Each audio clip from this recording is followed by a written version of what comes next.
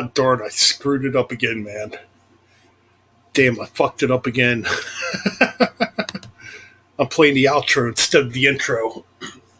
Anyways, welcome back to episode 2 of Sunday Metal Sunday here on this Sunday night, July 25th of 2021. That's right. And up till yesterday, I was thinking, you know what? What can I do for episode 2? I was kind of floating around a few ideas, but you know what? Then it dawned on me that Black Sabbath, Master of Reality, celebrated its 50th anniversary on July 21st, which I wasn't able to do a stream due to work. So I figured, you know what? We're going to talk about Black Sabbath's Masters of Reality. The third studio album by Black Sabbath, in only 1 year and 5 months, when it pertains to the 3 Black Sabbath albums and the 2 that preceded it, being the debut and Paranoid. And to me, this is a very influential album. Just like, the first 2. I mean, this album to me really is the stepping stones when it comes to creating doom metal and stoner metal, And yes, Metal Deuce Mike, you can join in. I knew you'd be here, man. I actually just got home about 15 minutes ago. I went out, had some fun today, with some old friends. And, I honestly did not want to leave, but I knew I had to leave, But, I don't get to go out very often anymore. And I went out, had a good evening, at the old school VFW in my hometown, and we had a good time, man. Damn, 12 minutes ago. Okay, so we're on par here. So, yes, what we're going to be talking about is this right here. It's probably coming up all fucked up. The third studio album by Black motherfucking Sabbath called Master of Reality. Yes, Metal Deuce Mike, I'll definitely send you a link if you want to join the stream, man.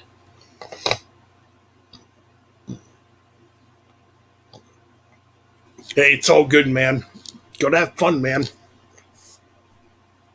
You only live once,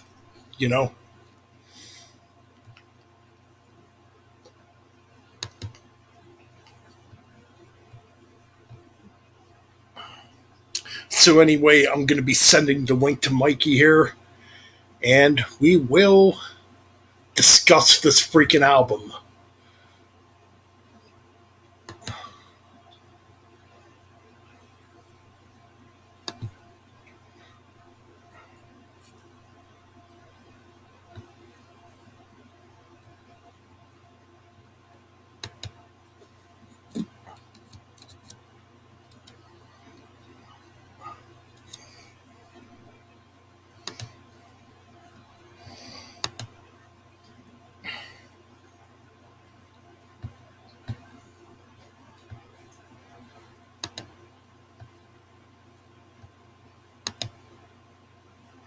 All right, anyways, back here.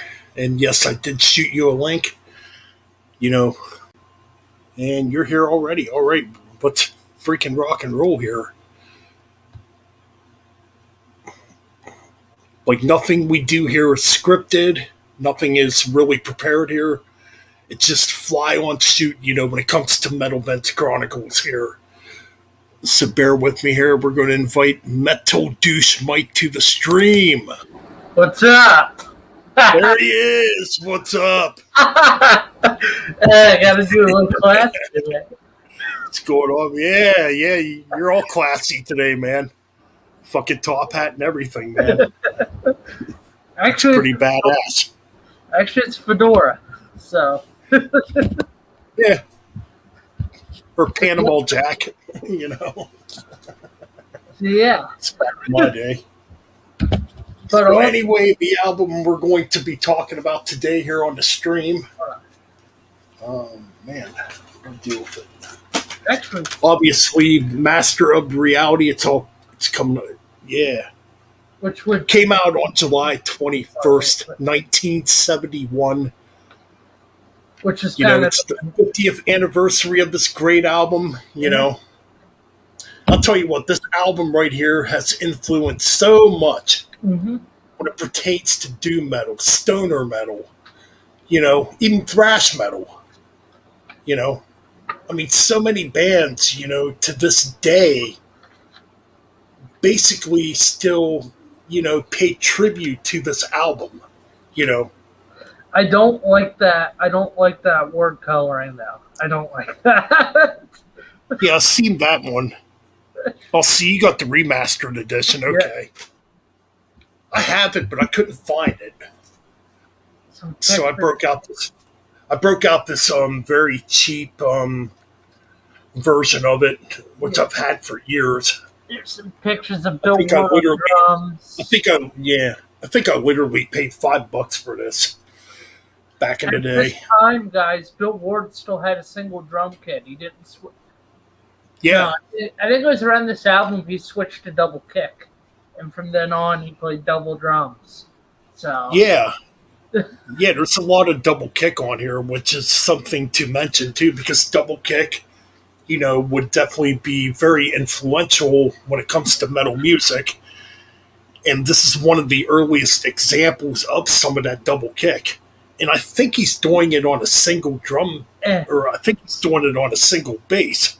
Yes. You know, because I don't remember Bill Ward ever playing a double bass drum set. He started doing that during the tour, right towards the tail end of the tour. Bill Ward got I don't know, royalties or a deal with Ludwig Drums. They gave him a set of Zildjian cymbals, and I guess. right, right, exactly. Yeah. And plus, you know, the rips on here. I mean, some of the heaviest rips of that time. I mean, you kick it off with clearly a song that's just about weed, nothing else. Sweet Leaf. Sweet Leaf. Yeah, let's talk about Sweet Leaf. Now, Sweet Leaf, that intro cough part, is apparently it's Tony Iommi doing the coughing part. That's what I've heard. I've always thought it was odd. Yeah. Now, Sweet Leaf, yeah, the opening track, you know, very catchy riff, obviously. Now, Geezer Butler, I've heard this too. I don't know how true this is. Apparently, this song's not about marijuana, which I kind of call bullshit on that. I do too.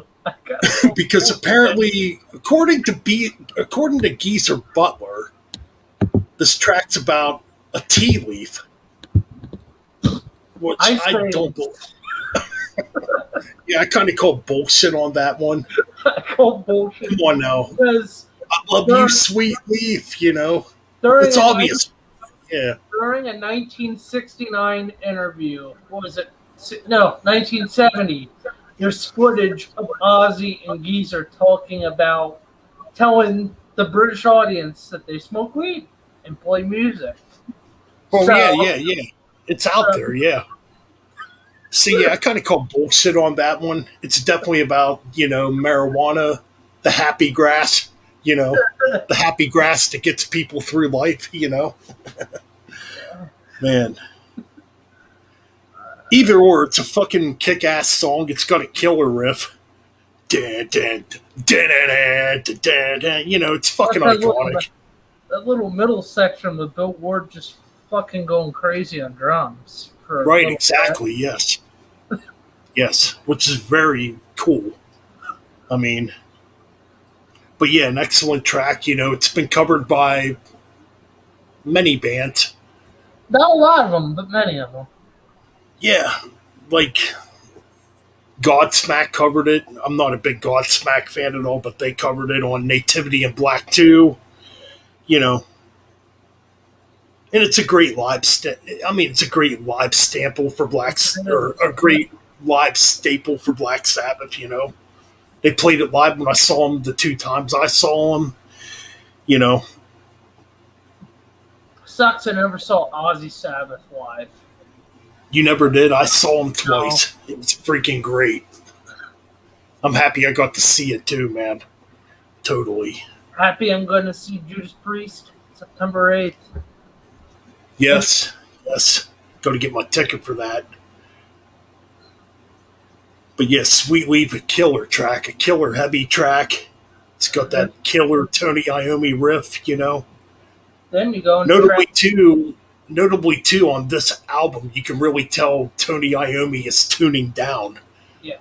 Which for 1971, that's very uncommon. You can also, this album carries over from the last two albums, sort of that dark, jazzy blues, heavy, crunching, riffs. Right. And you can tell Tony Iommi's riffs aren't really perfected yet in Sabbath. On this album, you hear a lot of things that are, I wouldn't say experimental, but you can tell where this album's going. Because the next album after that is just... Which we will definitely be talking about next year in 2022. Because it turns 50 next year too. Ironically, I was just listening to that album, but I'm not going to talk much about it right now. But anyways, notably too, on this album too, compared to Paranoid, the production seems much rawer on here. Yes, it does. Much raw. Doesn't seem forced. Right. I believe this was the last album produced by Roger Bain. So, and this one definitely has a much rawer production compared to Paranoid. And produced by Roger Bain for Tony Hall Enterprises. So Roger Bain produced it. Yep. So Sweet Leaf, great way to open up the album. Very iconic, influential, legendary. So then we go into track 2, After Forever. Which is kind of a fucking acid trip of a song. Yeah. This track right here, what can I say about it? It's a deep cut on here. Mm-hmm. I think it's a very underrated track, to be honest. It's one of my favorites on here. Did you know that the After Forever was originally going to be on the Paranoid album? Not this album. It was originally recorded before this album was even made. And it was leftover material from Black Sabbath and Paranoid for After Forever. I don't think I actually ever knew that. That's pretty interesting. Mm-hmm. Because you hear the intro to that song and you're thinking, it doesn't quite fit. It doesn't quite fit on Master of Reality, but it would probably fit on Paranoid. You know what? I don't think this has ever been mentioned too when it comes to this track. As funny as it sounds to mention this. The intro ripped to After Forever, right? Yes. I got to mention this. And I'm not a fan of this sitcom at all, but remember the TV show Friends? I have not watched it. Right. Anyway, it's weird to mention this. The theme song to Friends, that riff was definitely taken from After Forever. You have to listen to it. It's really weird to compare a pretty... I know a lot of people like that sitcom from back in the 90s. I never got into it. But it's really weird if you go back, if you listen to the Friends sitcom TV show track, it does sound like After Forever, which is weird. But then it gets heavier and darker. Now, this song right here actually is about the Lord. It really is. It's about the Lord, Do you believe in God above? It's really weird for Sabbath because you're used to a darker tone when it comes to Sabbath, and this one's actually about the Lord. Well, it kind of gets dark when he talks about hanging the Pope from the rope, but you know, but I'm not Catholic, so Yeah, I think this is really the only weak song of the album, but it's not weak in terms of you know. yeah. I mean, it's would got say cool riffs in it. it's got cool riffs, but I don't think it fits the album. That's just me. Yeah, but yeah, I mean, and it's been covered by a Christian thrash metal band called Deliverance on their "What a Joke" album, which I do own it. And Deliverance definitely makes a heavier, chunkier version of it, which you should definitely check out. I definitely will. Next, All right, so I guess that's enough jibber jabber on After Forever. I like it. I like it. So then we move on to Embryo, which is just a short little instrumental piece. Yeah. It's short, Yeah, and we which get into the heavy, dark Children of the Grave.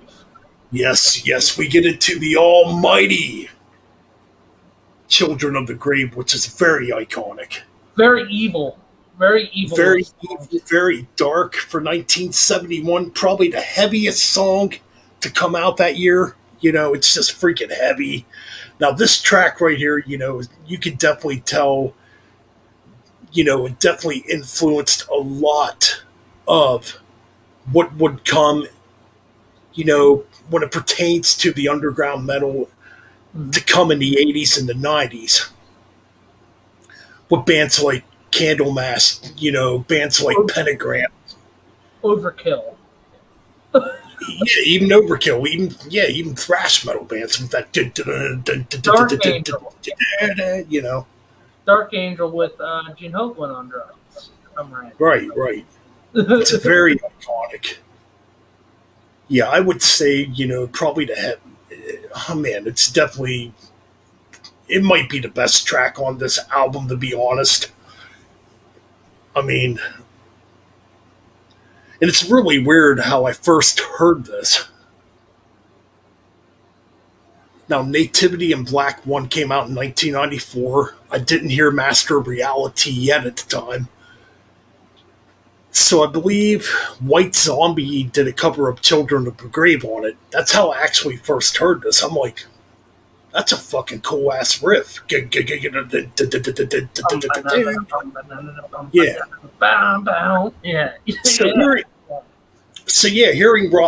Hearing White Zombie cover that made me want to hear this album. Because at the time, the only albums I really knew by Sabbath were Paranoid and maybe the first album, right? So not long after that, I did hear Master of Reality, and I'm like, holy shit, that's fucking heavy for 1971. It's fucking tuned down to drop C tuning. The drums just sound dark. Right. Lots of excellent drumming on that track too. Plus that little midsection where Tony Iommi goes down on the down, right. They're kind of just creating, But what's kind of weird about this track too? Like, it's got a very boogie drum type of beat to it, kind of like what Uriah Heep would do. A lot of boogie drum patterns going on here, but it sounds so heavy. So aggressive. And stand up for a second. And you could definitely hear, like, in the future where a lot of bands would kind of pattern their music around this type of style of playing. Yeah. Bands like Witchfinder General, Pentagram, like I said earlier, Candlemass, Trouble, Spiritual Beggars, a lot of these doom bands, Sleep, Not even Soundgarden. Not too many people talk about Geezer Butler's bass guitar on Master of And the Hour. that's another thing that should be mentioned. There's a lot of great bass playing on this album too. And this is one of them tracks too that has excellent bass work. Even on After Forever, which I should have mentioned before, there's some excellent bass playing by Geezer Butler on that track. Yes. You know. So then we move into Orchid, which is a short little instrumental, kind of flamingo sounding. It's very flamingo sounding. I think it's a cool little instrumental that would lead in. Yeah. That leads into my favorite track on the whole album, Lord of This Fucking World.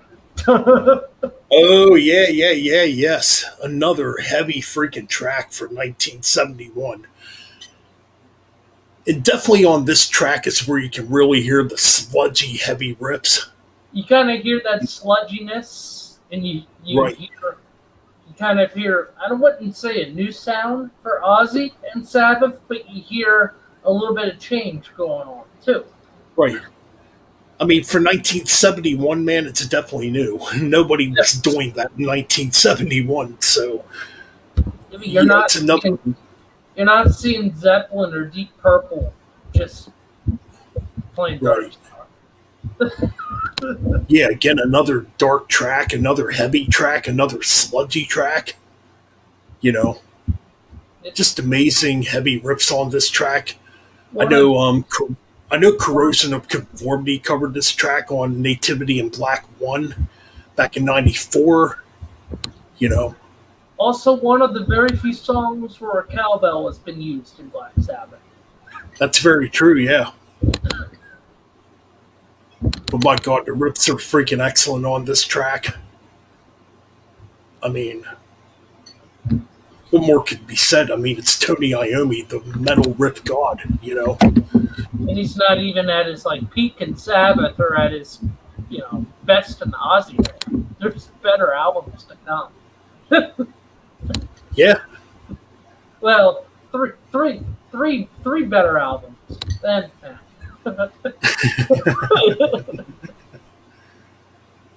But yeah, man, I mean, freaking Ozzy sounds great on this track. I mean, it's a fucking... What's that? I apologize for that. There goes the fucking racers down the street. Those are crazy. Those are guys. Almost 10:30 here. Those are guys driving flies. Yeah. Yeah, man, exactly. But yeah, excellent freaking track. Heavy track. Dark track.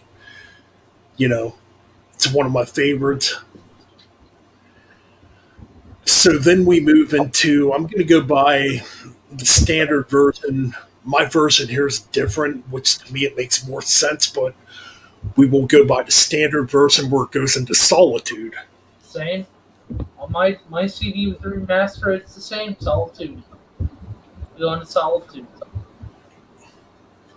Which to me, Solitude would be Planet Caravan Part 2, I guess. Yes. Now, I actually like this better than Planet Caravan. Now, is it their best overall instrumental? No. No. Now it's been debatable for years if Bill Ward's actually doing the vocals on this track. Bill Ward said himself in a 2013 interview. Bill Ward said himself he's not doing vocals. It's all Ozzy. Nah, it's not Bill Ward at all. It's Ozzy. Which is really interesting because you get to hear a different side to Ozzy, which you don't get to hear very often. You know? And the melody on this track, man, this is, it's a very psychedelic type of track. I mean, like earlier today when I was out driving around, I was listening to this, to try to prepare for this interview. And yeah, this is definitely a track you need to be probably stoned to listen to. I don't know. But even listening to it, it kind of takes you into a different world when you're listening to it. It's really melodic. It's really laid back. Bill Ward's doing some or not Bill Ward, Geezer Butler's doing some great bass work on here. Mm-hmm. You know, And then the last Geezer it's great stuff. I like how everybody gives praise to Cliff Burton. Everybody gives praise to all these other bass players, but you're not going to give praise to Geezer Butler, who created metal. Well, Geezer Butler definitely deserves praise. Definitely, he was a great bass player. But yeah, this track to me kind of reminds me of just trying to think here. It kind of reminds me a little bit of like maybe something Jethro Tull would do. Wasn't Iommi in Jethro Tull? He was only in Jethro Tull for a couple months, from what I remember. Maybe he stole some riffs from them. He said, "Hey, fuck you guys! I'm going to make a new band and steal some riffs." Yeah, it definitely has that feel to it, though. The melody, just the way it's laid out, very psychedelic sounding, laid back. It definitely makes you want to break out a bong and smoke some freaking weed, even if you're not into smoking weed. It's one of them type of tracks. Then we get into the track, Into the Void. Fuck, man. Oh, man, another freaking dark and heavy track. Did you know that out of all the songs, this was the hardest song for Bill Ward to record on drums because he had to overdub it a lot. It says here in the booklet, Bill Ward had trouble recording the song because he couldn't quite get the drumming parts right, and it took him well over 52 tries to get the song right, the drums right. So, I mean, there's a lot going on in this track when it comes to the drums, And you got to think too. Back then, it was much harder to do tracking because everything back then was analog, unlike today where a lot of hit play on the tape recorder, well, not tape recorder, hit play on some film, play it, and transfer it over to a tape recorder, play it again, transfer it over, and then boom, you got like a cassette, like a film reel of music. They probably put it onto a cassette tape. Right, exactly. I mean, that's the way they recorded back then, which is pretty damn amazing because it's much harder to record on analog compared to digital. And it's really amazing, back then, bands were putting out 2 albums a year, 3 albums a year sometimes, And back then, live albums, yes. Also, bootleg albums were kind of. That's true too, yeah. A lot more than what you would think. So. Right. Because it's kind of hard to put a bootleg on a CD nowadays because you don't know if the quality's going to sound as good as it does on the bootleg. So that's true. Yeah. And the thing is, too, back in those days, back in them days, if a band put out an album, you might have got some mistakes in the album that, us as listeners might not recognize, but, the band obviously recognizes them. You know what I mean? Let's just say let's just say your band's talking about, we're going to put out a fucking killer album. Put it out, record label picks it up, put it out, and the album goes nowhere. They make another album, it goes nowhere. Right. Then they make that one album. Right, exactly. But anyways, back to Into the Void, the final track here on Master of Reality. Definitely another dark, doomy, heavy track. Now, there's a part in the song where it speeds up. It kind of turns into proto-thrash metal, ironically. And you can hear Bill Ward doing some double bass drumming behind it, which is really, different, for 1971, But man, the riffs in this track, freaking heavy. I mean, these are the style of riffs you would hear definitely when it pertains to fucking bands to come. Yes. I Metallica. mean, I'm going to say Metallica. You can hear some of that thrashiness in early you know, Metallica. yeah, you get the palm muting, the heaviness, Also, you know, Megadeth, Anthrax, yeah. Slayer. Oh yeah, all those bands. I mean, if it wasn't for fucking Black motherfucking Sabbath, you all wouldn't know what heavy metal music Sorry, is. sorry on my Yep, ambulance and yep. stuff going by. So, But yeah, man. I'll read some lyrics. Rocket engines burning fuel so fast, up into the night sky they blast. Through the universe, the engines whine. Just that first small little thing there is just dark, or it's just Right. Exactly. I mean, in the '70s. You're in the Cold War, so I mean nuclear missiles and shit and all that. right. Oh yeah. I mean, that would have been the time of the Vietnam War. So it was kind of natural for a band like Black Sabbath to really come out back then to sing about this stuff that nobody else had the balls to really sing about. I mean, Uh, there was other groups around that time kind of delving into the topic of the Vietnam War, but I think Sabbath really took it to a darker level. You if, know, if, if, if any other band could have taken it darker than Sabbath at that time, what band would that be? right, There's a question.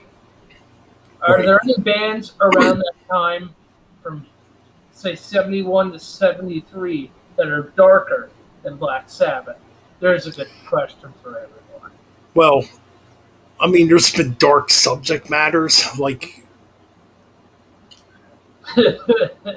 I'm just trying to think like of an early example of like somebody that was dark. Pink Floyd was a little dark at times. I mean, probably the first Lucifer's Friend album that had some dark stuff on it for the time. Oh, Coven. There was a band called Coven back then that was really dark and one of the first bands to really delve into Satanism when it comes to their lyrics. I still say to this day, no band can just be as dark and evil as Black Sabbath. I will say that. As Hey, man. much as a lot of C bands pretend to be evil, pretend to just make evil music, I think Black Sabbath has them beat by by a long mile. Well, that's why Black Sabbath. That's why Black Sabbath is the godfathers of heavy metal, man. That's, it's funny. Ozzy's Catholic. Geezer's Catholic. Tony's Yeah, Catholic. But Wart's yeah. Catholic.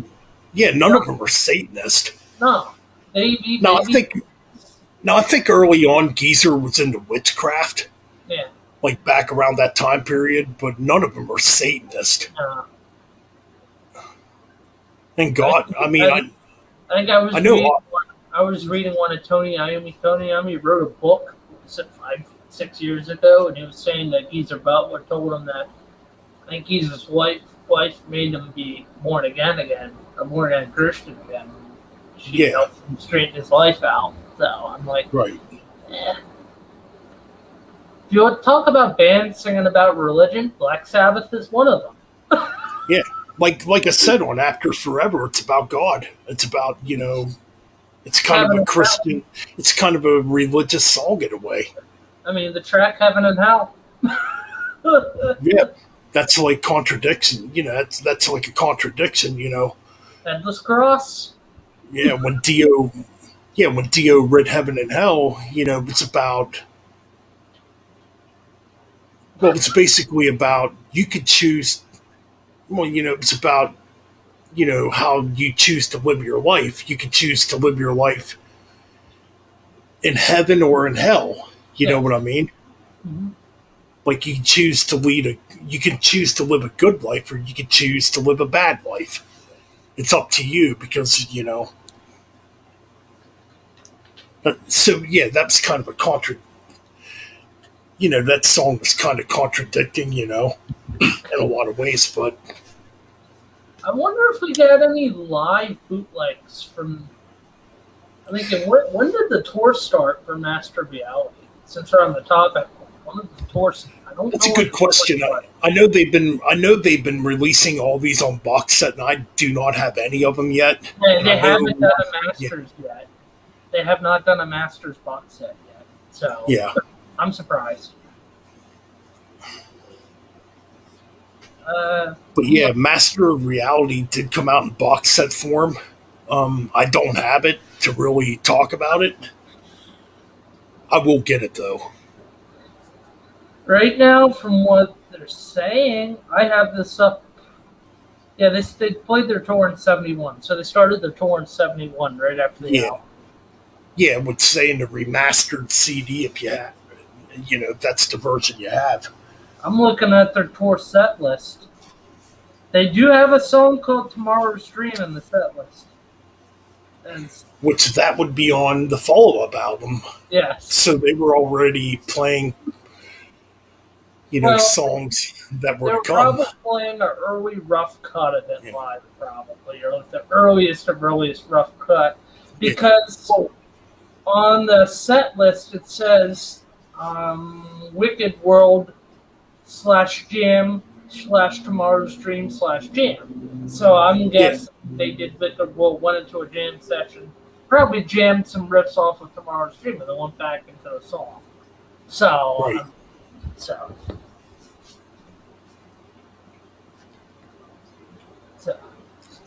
Well, the thing is, too, back then, bands were popping out albums like all the time back then.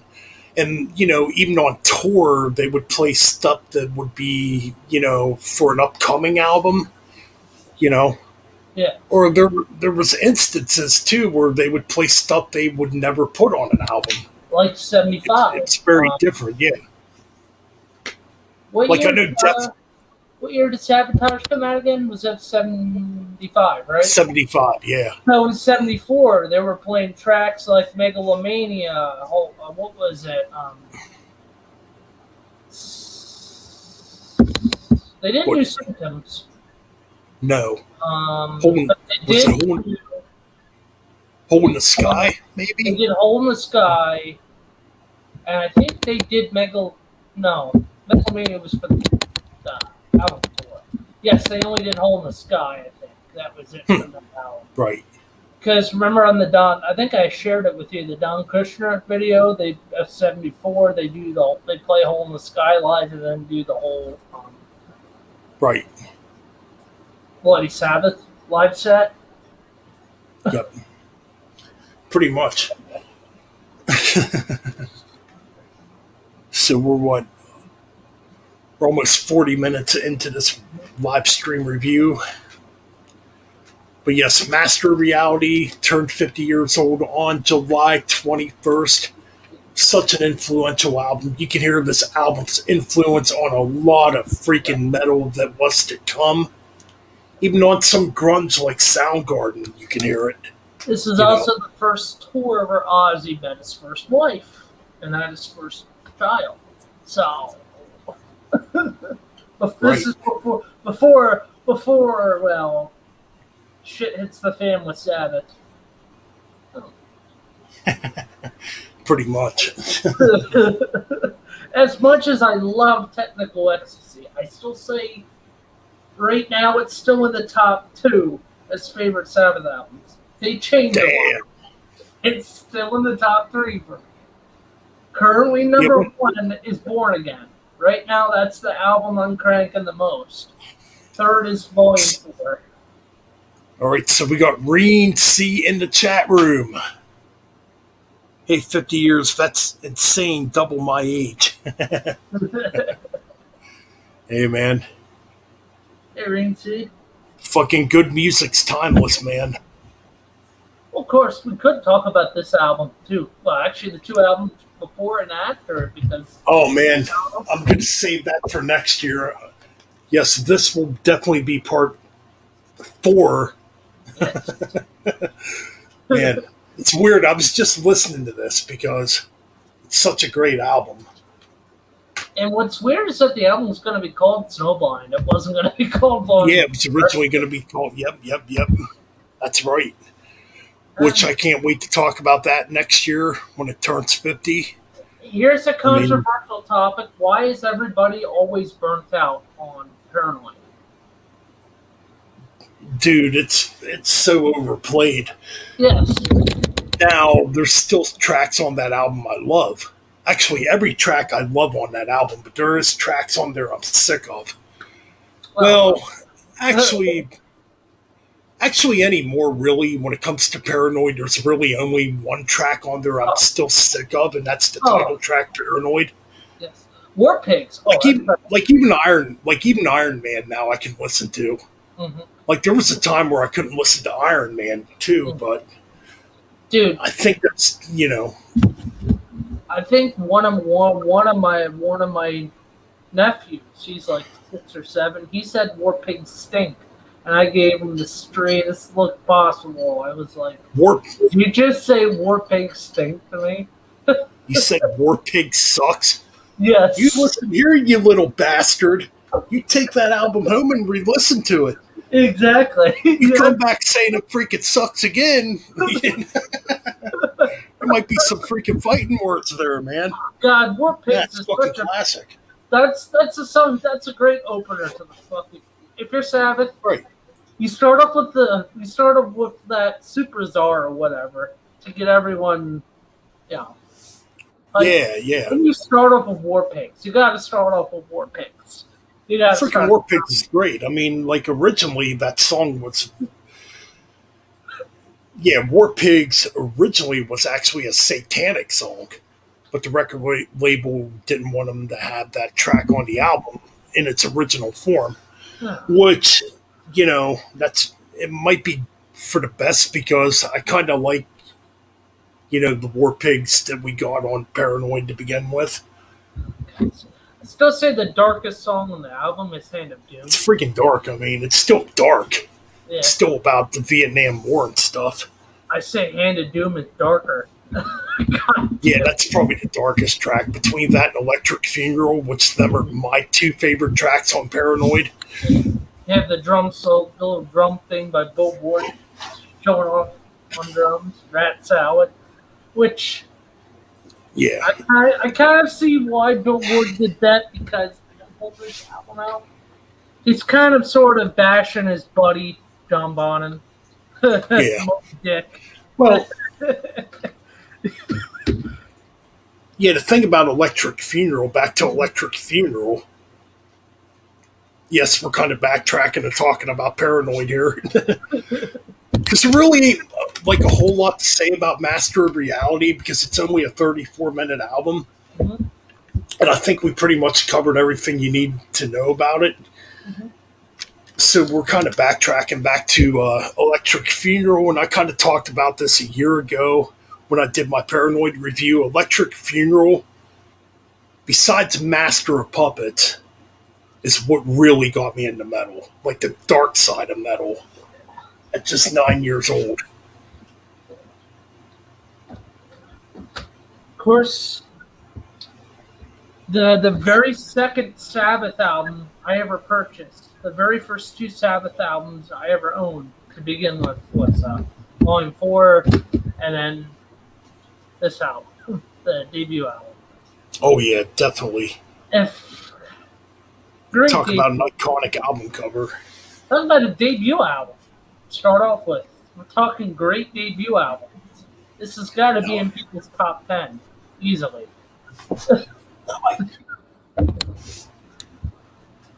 Now back to Master of Reality.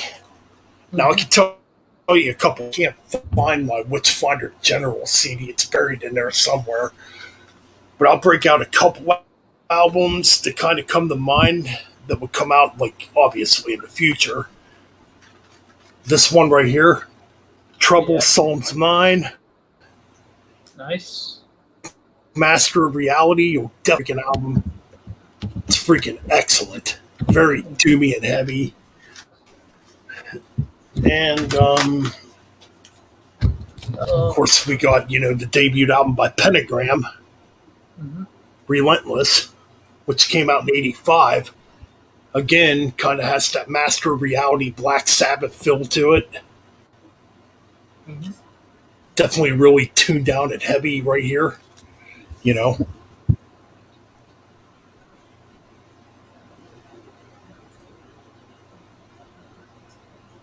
Oh yeah, I mean it's definitely a heavy album, Okay. and it's always been debatable what's the heaviest Black Sabbath album. Oh, oh, oh. And if we're going to talk No, about Aussie, no I think question. I definitely think Master Reality's the heaviest album. I think I this mean, is yeah, that one comes close. then again, Sabbath Bloody Sabbath That's has definitely an underrated album. Sabbath Bloody Sabbath Yeah, has Sabbath Bloody Sabbath. Yeah, that one's more kind of psychedelic. kind I of do took the think probably psychedelic I stuff. do think Master Reality's probably the heaviest. Mm-hmm. Now, now for talking just straight up, well, okay, well, yeah, Masters the heaviest. Sabotage, like, what bands do you think were influenced by this album? Oh man. Well, that one definitely influenced a lot of thrash bands, particularly Symptom of the Universe, which is That, debatable if that was actually the first thrash tune. that I've read this. Several Sabbath fans skipped the outro to System of the Universe. I'm like, fuck, man, you gotta listen to that outro because Dude, when I listened to Sabotage, I listened to the whole freaking album. I have heard not a lot of fans like Megalomania. I'm like, that track's fucking takes you on a trip. You fucking kidding me? That's my favorite track off of that album. Nah. Megalomania is a freaking masterpiece. And I mean, yeah, Thrill of It All, which is kind of, you know, it's good. It's good, fun little track. Yeah, we could talk about Sabotage because we still have a few years to go till it turns 50. Yeah. Radio, yeah, that album can go. That album does make me insane when I listen to it. That song, yeah.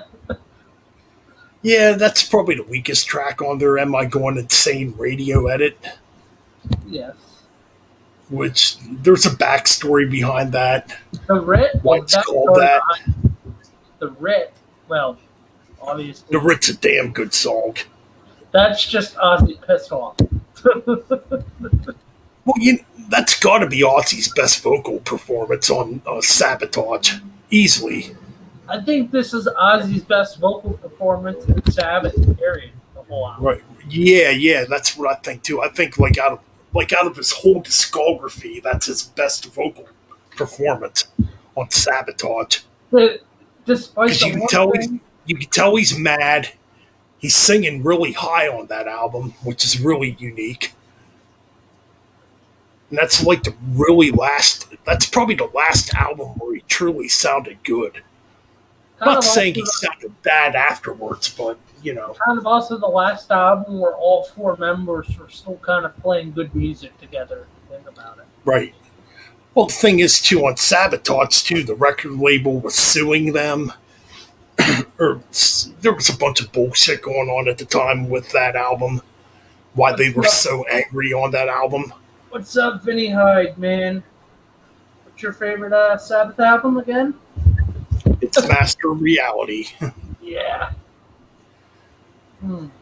The only thing with Well, yeah, man. Sabotage, I'm just looking at Ozzy and Bill, and I'm thinking, what were you guys thinking with like attire? I'm like, that.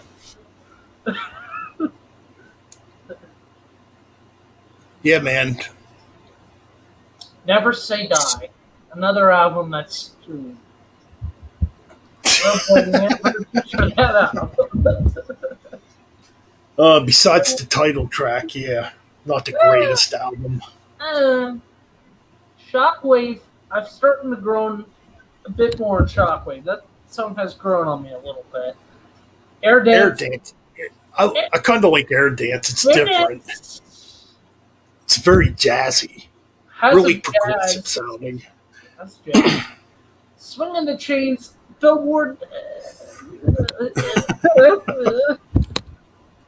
Hard to say. Yeah, Johnny you could. Blade. Yeah, Johnny Blade's good.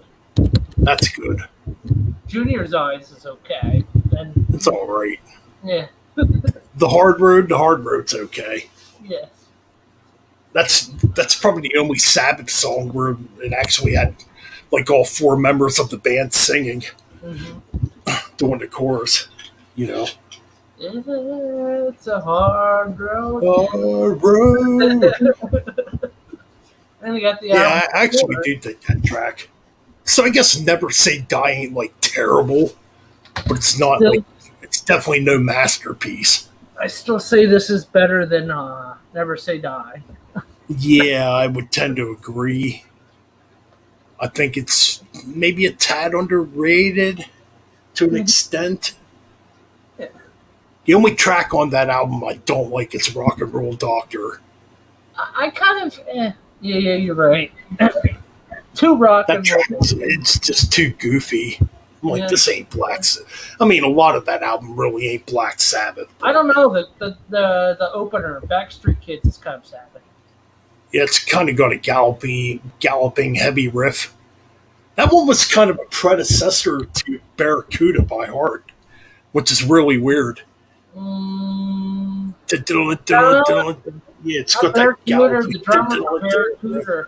The drummer from Barracuda said they actually got that gallop from Immigrant Song from Zeppelin. Huh. If you remember before Heart. Oh yeah. I think I did hear about that. Heart Yeah. was originally a Zeppelin cover band.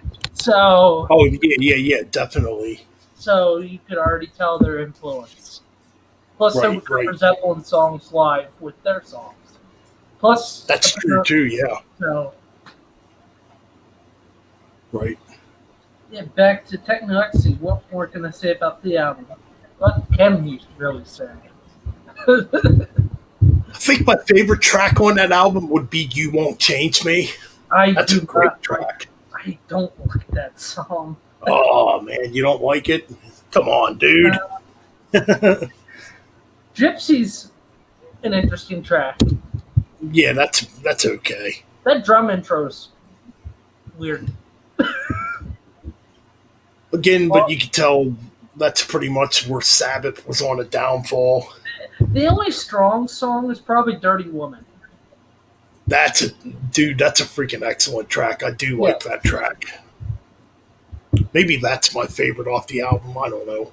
Then of course you go into the Dio era with them doing what was it, Slapback, which kind of has like a Rainbow Elf vibe. Yeah, that track definitely would not have fit Heaven and Hell. Uh, It's a good thing it got left on. It's a good thing it got left unreleased. You know, it definitely wouldn't have fit because that track still has that "Never Say Die" type of vibe to it. it's Never Slapback. Say Die Part 2 with Ronnie James Dio on vocals. Pretty much, yeah. Pretty much, yep. "Never Say Die" Part 2, man. I mean, glad Indeed. we got, and I think in 1980, John Bonham died, Bon Scott died, John Lennon died. People were Right. thinking, this is the end of Black Sabbath, this is the end of AC/DC, and then boom, out of nowhere, you get Back in Black and Heaven and Hell. There's there's an album ranking. Which debut album is better, Heaven and Hell or Back in Black? I'm going with Heaven and Hell on that one. I know Back in Black's iconic. Back in Black was the very first thing I ever owned when I was a kid, but I got to go with Heaven and Hell. And it's my favorite Sabbath album. As much as I love Heaven and Hell, AC/DC was the band that first got me into music. So, plus Brian Johnson's just screamed. He is kind of a screamer. I mean, I still love Back in Black. No matter how many times I've heard it over the years. Mm-hmm. Like, There's still tracks on. I mean, I enjoyed the whole album actually, but and you can't deny how freaking iconic it is. You Now know, you throw Blizzard of Oz in there, rank all three mm. albums. Now there's Blizzard of Oz, Back in Black, Heaven and Hell. Ooh. I'm still going with I'm still going with Heaven and Hell. I love Blizzard of Oz too. Don't get me wrong.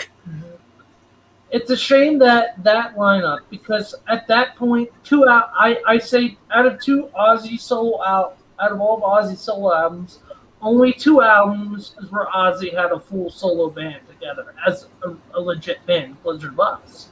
First 2 albums. Yeah, right. With Rob Daisley, Randy Rhoads, Lee Kerslake, Yep. And it's a shame, after the second album, they were doing their first tour, and Sharon just decided, nope, get rid of Lee Kerslake on drums. I'm like, what a shame. Well, yeah. Great drummer, an excellent drummer. But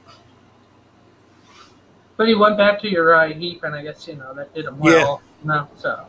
Did a great album with Uriah Heep, too, called Abominog. Mm-hmm. Which I do have that here on vinyl. Let me look through my vinyls here quick. I know we're kind of... here a little bit. There's Ryan Arnold here in chat. Oh, where the fuck is it?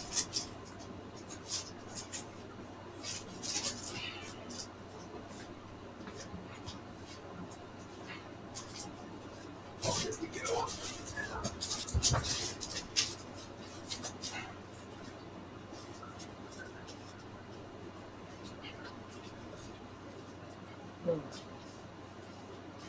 I mean, we're on the topic of comeback. Found it. Yes.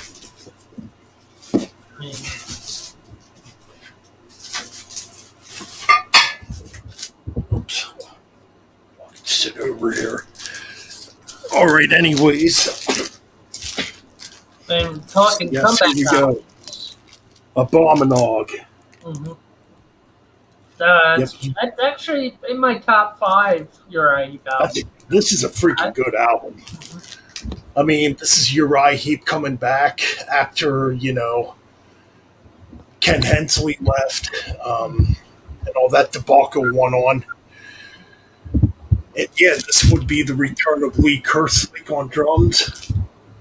And look at here. Bob Daisley actually plays bass on here. Mm-hmm. Who, is famous for being with Ozzy. So yeah. Yeah, this is a really good album. No, it's funny. I just had Sabbath in my head. Reflecting on an album that's not talked about is Cross Purpose. Cross Purposes? Yeah. That has Bobby Rondinelli on drums from Rainbow. Right. Which Bobby Rondinelli. Which weird. Which Bobby Rondinelli. Yeah. Oh, go ahead. You have Cozy from Rainbow. You have Bobby from Rainbow. Right. Which I will tell Rainbow fans, the first iteration of Rainbow is Rainbow. The first 3 albums, that's it for me. That's just me. Yeah. I agree. Yep, first 3 Rainbow albums, I agree with the best. They're the best, I mean. But, oh yeah, Bobby Rondinelli, yeah. Mm-hmm. He drummed on Cross Purposes, the only Sabbath album he did drum on. Mm-hmm. Now he's drumming for Axl Rudy Pell. Mm-hmm. So, yeah. Another great drummer. Good drummer. Oh, yeah, he's a really good drummer. I mean, talking about comeback albums, Power Up, obviously, yep. I mean, do you count it as a comeback album? I mean,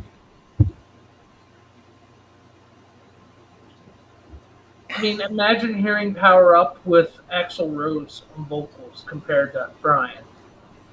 Oh God. Right.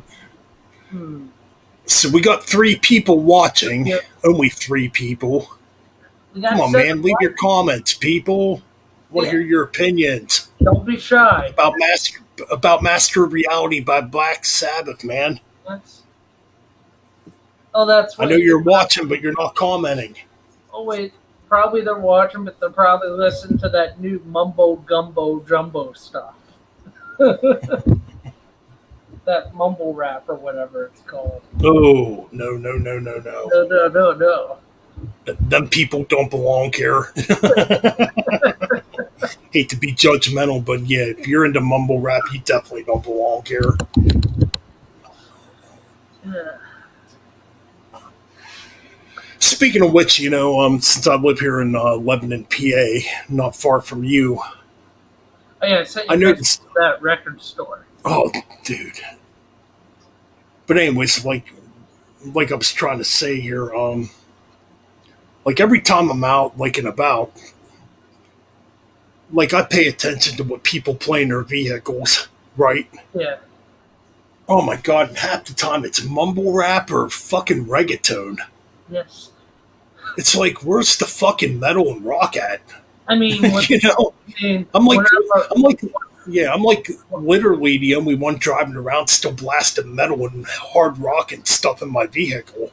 I mean, whenever I hang out with my uncle and we go out for rides, we always blast Dio and stuff like that. Good shit, It's like, I just don't freaking get it, man. I don't get the appeal of mumble rap, and I don't get the appeal of reggaeton.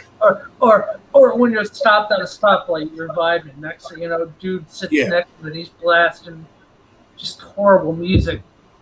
Yeah. You're being a douchebag and playing it loud. Yeah, and it's like the same well, the thing is, too, I mean, people could sit there and say about our music sounding the same. Yeah. But Jesus Christ, their shit's like the same fucking beat over and over, I mean, and it doesn't progress. And it doesn't progress and go nowhere. I mean, technically, it's boring. AC/DC is the same thing over and over, but at least it's good music.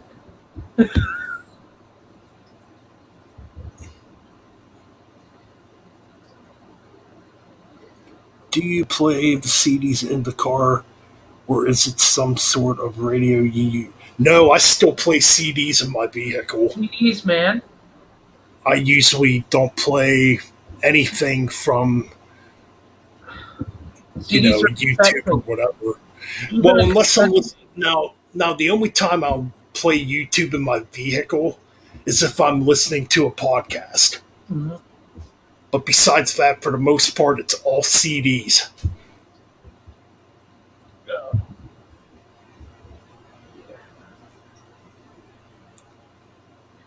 Oh, we got Mike Jorphy here.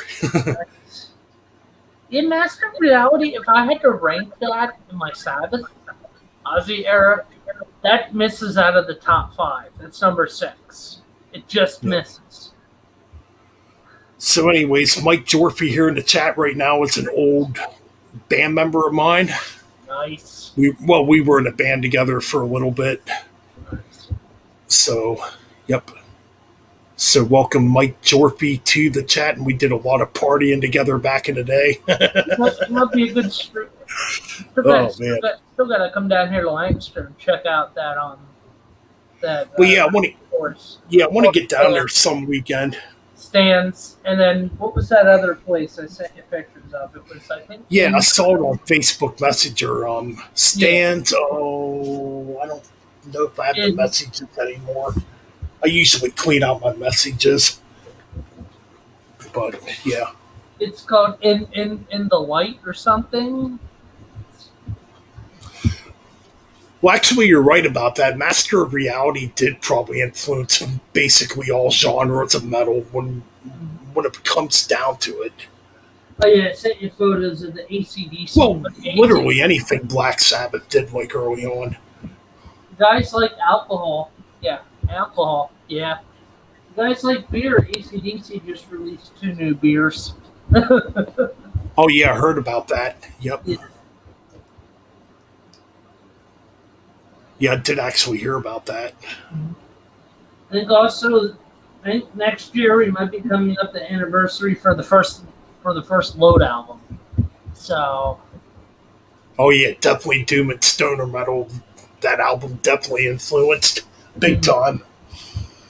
Spiritual Beggars, freaking Witchfinder General, Candlemass, freaking Cathedral. Oh, what other bands?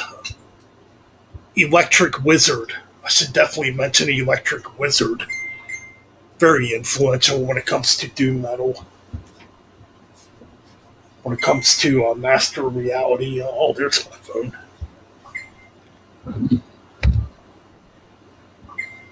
Holy crap, phone's fucking blowing up like crazy here. I don't know why the hell.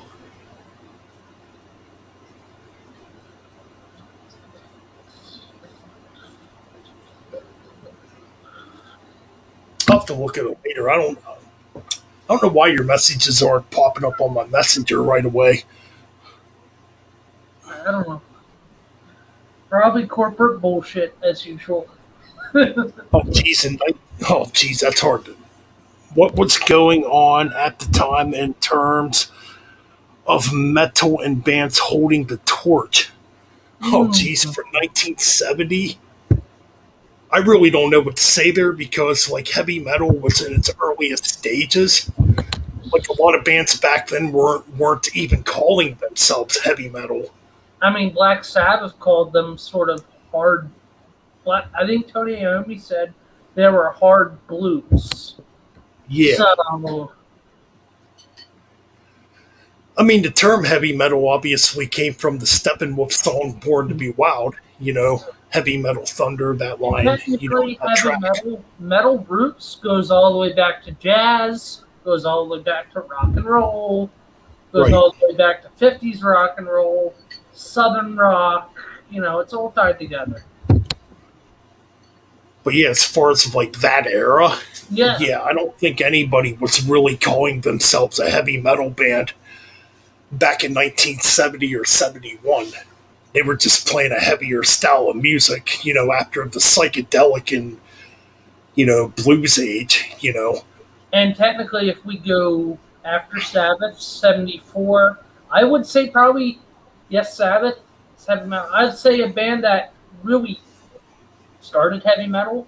I love Sabbath. I'm going to say Kiss. That's even debatable, too.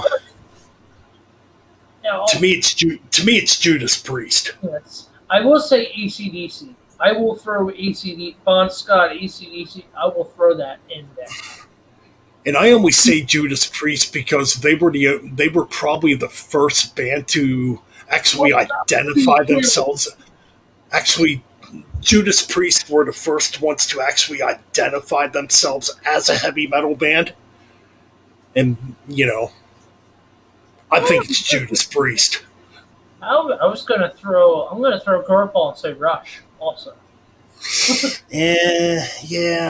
Nah, definitely not Rush. I think it's Judas Priest. Because, back then, Judas Priest were proud to be called a heavy metal band. Motorhead. Or some of them bands didn't really like the tag of heavy metal being added to them, Angus AC/DC was one of them. He always called their band just a rock and roll band. He never called. And that's that's pretty much how Motorhead was too. Yeah.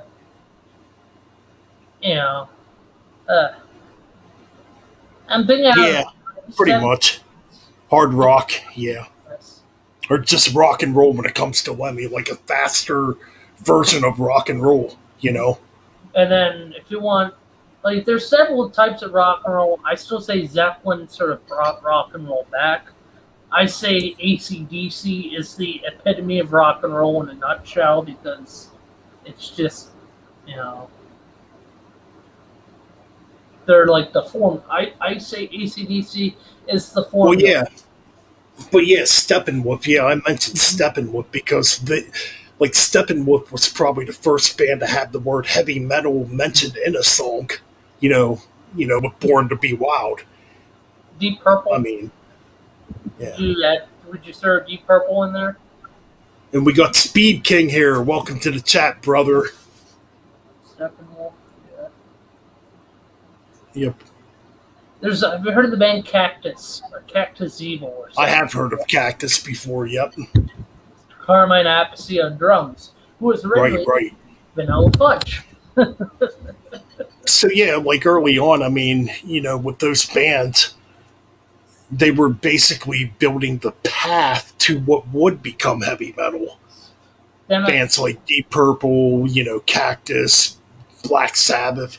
Well, to me, now, if we're going to be technical, Black Sabbath is obviously the first heavy metal band. Mm-hmm.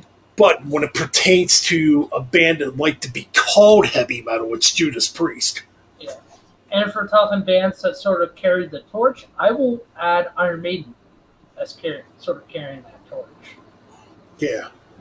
God, off topic, but I don't think I can wait till September 3rd. I want the album now. Oh yeah, the new Iron Maiden album. Yep, coming out September 3rd. Seems like it's getting mixed reactions. I mean, well, that track is, which I expected it. I mean, there's going to be people that are going to be like, yeah, this is good, and there's going to be people like, I'm not feeling it. There's going to be probably people that just click on it and say, what the fuck is this? But that's the thing, too. It's freaking Iron Maiden, so people are going to fucking view it no matter what. It's like if fucking Metallica dropped a new song tomorrow, people are going to view it. It doesn't matter if they like it or freaking hate it. Ryan, I'm probably just going to get the regular CD when it comes out. I'm not going to bother with the box set at first. Who are you talking to? Ryan Shea. Oh. I don't see him in my chat room. I was just wondering. Yeah, Michael Jorphy. I would say Priest is probably first. Yeah, Judas Priest is definitely the first to embrace that name heavy metal. I would say second Iron Maiden. No, second Motorhead, third Iron Maiden. Well, that's the thing. Motorhead, Lemmy did not like being called heavy metal either. No. I mean, yeah, what he was playing was much louder and faster. Did Motorhead for that time? Did Motorhead Did Motorhead influence punk rock? There's a good debate. I mean, yeah. Yeah, Judas Priest also. Well, Motorhead was one of them weird bands. I mean, the punk rockers liked Motorhead, and the heavy metal guys liked Motorhead. Yes. So Motorhead was like one of them few bands that could actually fit in with both sides back then. Also, AC/DC, also the punk rockers and metalheads loved AC/DC when they were young. That's true, too. That's very true, too, about AC/DC. Because around that time, they finished their tour in 75 with Kiss. Kiss kicked them off of that tour because they didn't like young kids blowing them off the stage. That's what Gene exactly. Yep. On Gene and Paul, I could give two shits about that. And then 1976 through 78, AC/DC is touring with Ted Nugent, Black Sabbath, Right. Hell, I think AC/DC and Rush even toured together once. Also, like around 77, 78, if I'm right. I can't remember. 75, he got into a bar brawl with Deep Purple. I did hear about that. Oh, man. So, Deep Purple wouldn't let them get on the stage and play. Right. Or it was like Deep Purple's tour manager would not let the band get up and set up their instrument and play. And I guess it was either Phil or Bond said, no, we're going to put our stuff up and play. I mean, it was different back then. I mean, I don't know. I think bands back then had more balls. Not to mock any bands coming out today, but back then bands had balls. Yeah, the bands had way more balls back then. It's just there wasn't all this fucking restriction and political correctness crap going on. AC/DC had the biggest balls of any band. Yeah. And that's the whole point of rock and roll and heavy metal. It's supposed to be dangerous music. It doesn't necessarily mean that you as a human being are dangerous. No. But, it just means, that's the way the music should be. It should be loud, fast, and dangerous. Yeah. Loud, fast, hard hitting, and in your face and dangerous. You can also party to it too. Right. Rock and roll. It's dangerous, but it's also a good time party. Right, exactly. I think that's what needs brought back in music, especially in the mainstream. There's nothing good in the mainstream. Well, there are metal bands, but Malcolm Young said this in 2001 on their Stiffer Lip Upper Lip tour. There's metal, there's punk, there's this, there's that. There's no rock and roll bands. It's just the Rolling Stones and us. That's it. There's no rock and roll bands taking up the flag. That's kind of a good point. Because when you look at music today, that's very true. There's not really a rock and roll or hard rock type of band out there that's doing anything relevant. If that makes sense. Yeah. I think that's what I'm trying to look for. Malcolm also said a lot of these bands are stiff. They have no balls. They have no guts. That's true. I mean, it's just amazing how things have changed when it comes to music. Mm-hmm. Look how rap music and hip hop changed. I mean, oh, jeez. Look how rap music was good in the 90s. Then it turned into something, and hip hop music turned into a joke. Yeah, terrible. Now it's oversaturated with just trash. It's like you get a mumble rapper a month, and then they're gone. That's what it seems like. You get a mumble rapper a month in their history. It's like, capiche, goodbye. Because it sucks. It doesn't have no longevity. Excuse me. Pop punk, yeah, but then again in the 80s, they had like new wave come out. So punk is getting big. I honestly don't really notice because I do not listen to mainstream music at all. Pop punk is. It's pop punk. It's like these pop stars are trying to do what.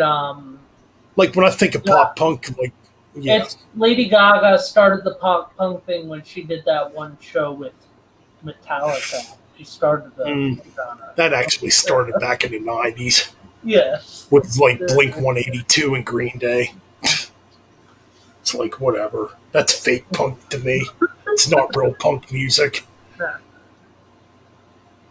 Does anyone know if I can buy?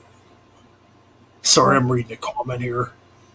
Does anyone know if I can buy box set after album comes out, or is it only pre-orders? I mean, you can place pre-orders. Me personally, I'm just gonna wait till the album comes out, probably in Walmart or a CD store, and I'll probably buy it there. I mean, if an album has a release date, yeah, you can put in pre-orders for it. Yeah, Ryan was talking about Maiden. There's a box set coming out for the new album on September 3rd, also. So. Which is going to have two vinyls, and a lot of collectibles with it. So, plus 2 CDs. So. Right.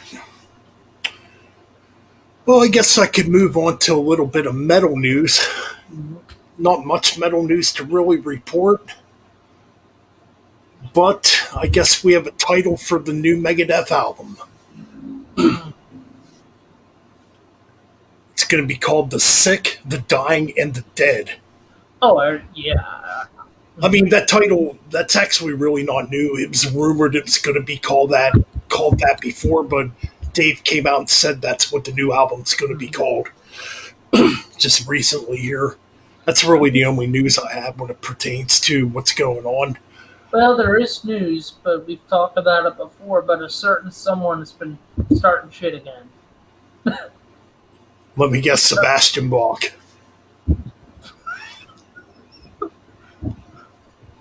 The fairy I'm not tale. surprised. Oh no! Get this. The article said apparently Sebastian Bach was wondering why his band won't get back together with him, and he was like bitching and complaining and crying and saying, "Oh, Well, they left me," and then he was also making complaints that he's going to be the next singer for GNR. He's going to replace Axl Rose. He's going on his usual whatever shit. that's funny. I just found out. I just found out today. GNR's coming around here like next week. Yeah. I wasn't really paying. I didn't really. I mean, I haven't really been paying attention to what's going on as far as tour dates go because of COVID and all that stuff. But I did hear GNR is actually coming around here, like literally next week. I heard about that. Hey, I'm not going to that. I already have my concert. Well, yeah, I've never been the biggest Guns N' Roses fan. I do like some Guns N' Roses, but I've never been like a diehard fan of them. My question is, has anybody knocked Sebastian Bach on his ass? That's my question. Has anybody to tell him to just shut up? Yeah, just shut up, Sebastian. We don't want to hear you no more. It's weird because back in the day he seemed like a really cool guy, but now he's like a total douchebag. Now he's fucking acting like a diva. But speaking, yes, as far as the new Iron Maiden album goes, it is a double album. So I basically talked about that last week in the first episode of, Sunday Metal Sunday, And what's weird, people were saying, is it going to be a double album? Is it going to be a triple disc album? Yeah, it's a double album. Yes. But yeah, as far as anything else going on when it pertains to metal news, I really haven't heard much besides the title of the new Megadeth album coming out. Do you think 2021 has been a resurgence in classic metal albums coming out? I freaking hope. I mean, there's a lot of classic sounding metal albums coming out, I mean, it's kind of been that way for the last few years, Yeah, Halloween, the Flotsam album, the supposed You got Halloween. Yeah, you got Halloween, Flotsam and Jetsam, which I still need to get that album. Overkill. Yeah, they're working on their next album too. I'm waiting to hear more about it. It's gonna be their 20th album. I know Gravedigger. Chad. I know Grave. Go ahead. I know Gravedigger's working on their 21st album already. After just putting out an album last year. And Shadows Fall came out with the new album. Shadows Fall. Yeah. I didn't hear about Shadows Fall. I know they're doing a reunion show in December, but it's like a one-off thing. I don't think it's them actually getting back together.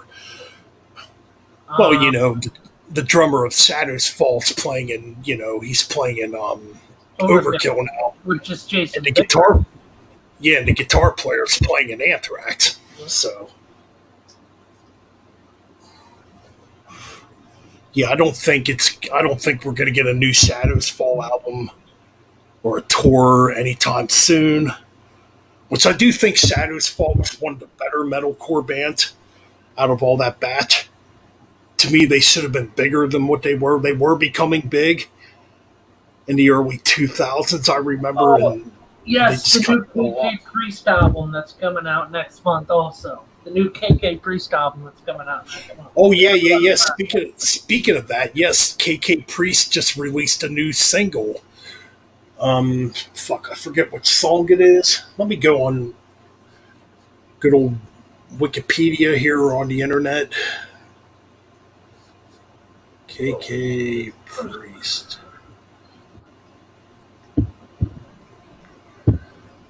So, I'm trying to think which track they just released here.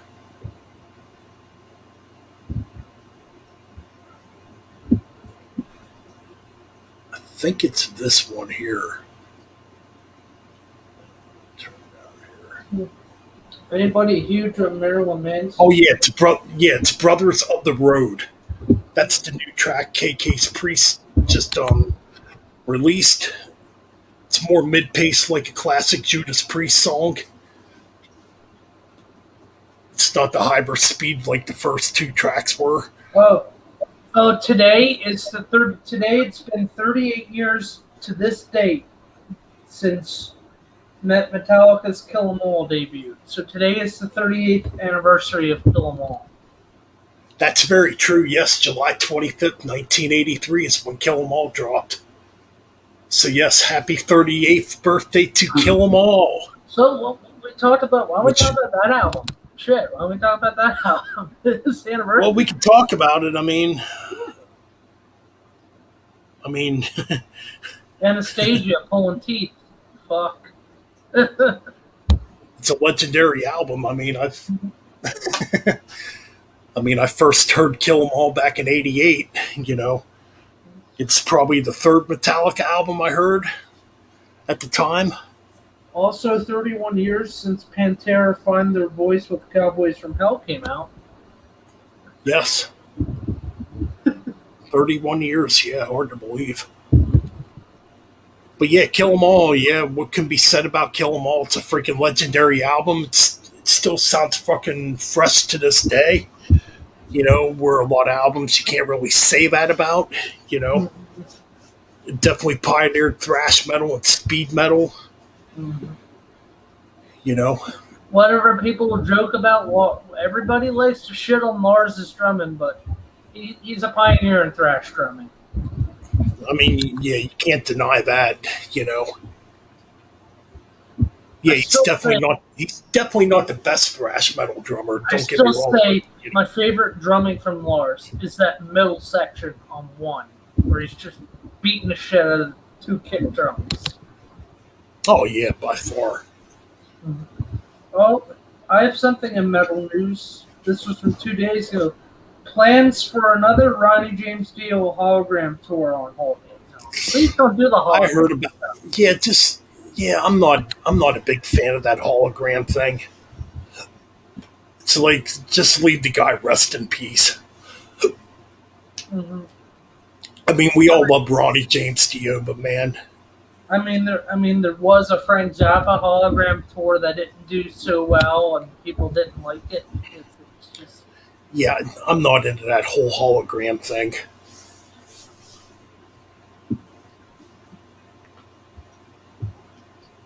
Buck Cherry, never got into them. Hell no. We don't cover Buck Cherry on this channel. No. Hey, you're a crazy bitch. Shut the fuck up and suck my dick. Anyway.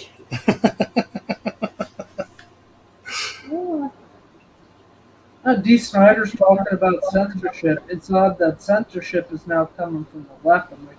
I could care less. It is becoming a problem, man. Censorship's becoming a huge problem. Yeah. Like, if you go on Facebook and you speak your mind about shit, you get fucking blocked or censored for it. For the most part, depending on what you're talking about. It's like anybody that supports censorship is a freaking moron. Well, plus I'm just putting that out there. They also don't like channels like us that talk about metal and listen to music, because then they'll, your copyright strike. Oh, you can't listen to this music. Fuck off. Yeah. Right, I agree with that. We should be allowed playing music on our streams. It's not hurting nobody. No.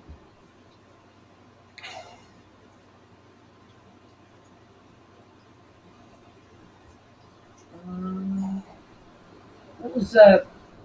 Founding Kansas violinist died. Didn't know about that. Oh yeah, I did hear about that. Yeah, that sucks.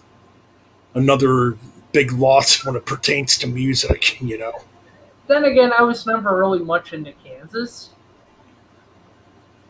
Yeah. I do like Kansas. Definitely their 70s material. I have not heard their newest album that came out in 2019. I thought about checking it out because I heard it's a really good album. We have a new news update, and it's a Kiss related. Paul Stanley's now discussing why an original lineup is never going to happen. Oh yeah, We figured that, dumbass. I'm just done with Kiss, man. I'm done with Kiss when it comes to all these rumors and news. It's just all fucking bullshit anymore. I mean, Ace is making his own stuff, and he doesn't want to be involved. Peter Criss is retired. You don't want to be a part of it. It's like, my God, Gene and Paul. It's like, Gene and Paul, just shut the fuck up. You're multi-millionaires. I think Gene's probably a billionaire at this point. It's like, you got all this fucking money. You're still marketing off a Kiss. Quit your fucking bitching about Ace and Peter and just shut the fuck up. You know, that's pretty much all I got to say about that. I saw Speed King's comment on Kiss. That's pretty funny. And that's proof. And that's fucking proof. You could be a multi-millionaire and still not be happy in life. Well, if you got to sit there and bitch about your old band members and a bunch of other crap, you know. I mean, Gene Simmons said a while back that he considered Eric Carr a shitty human being. I mean, come on, the dude died and played with you throughout the 80s. You're going to talk shit about him? He's dead? Right. Yeah, that's pretty low. I mean, anybody that talks ill will about the dead is freaking stupid. It's like, leave the dead just go. They're not here no more to defend themselves. Let them rest in peace, you know, and leave it go. Any fans of Pretty Boy Floyd? I ordered their Kiss tribute CD a few days ago. Some cool Kiss covers. I never actually heard that. Speed King. I knew. You go ahead. Yeah, you never heard of it. The Speed King. Pretty Boy Floyd. I just don't like the name of that. That rolls off the tongue wrong. Sounds interesting, but yeah, they were out in the 90s. They're a glam metal band. They kind of came out I would say they came out at a bad time because back in the 90s, that kind of music wasn't really wanted anymore.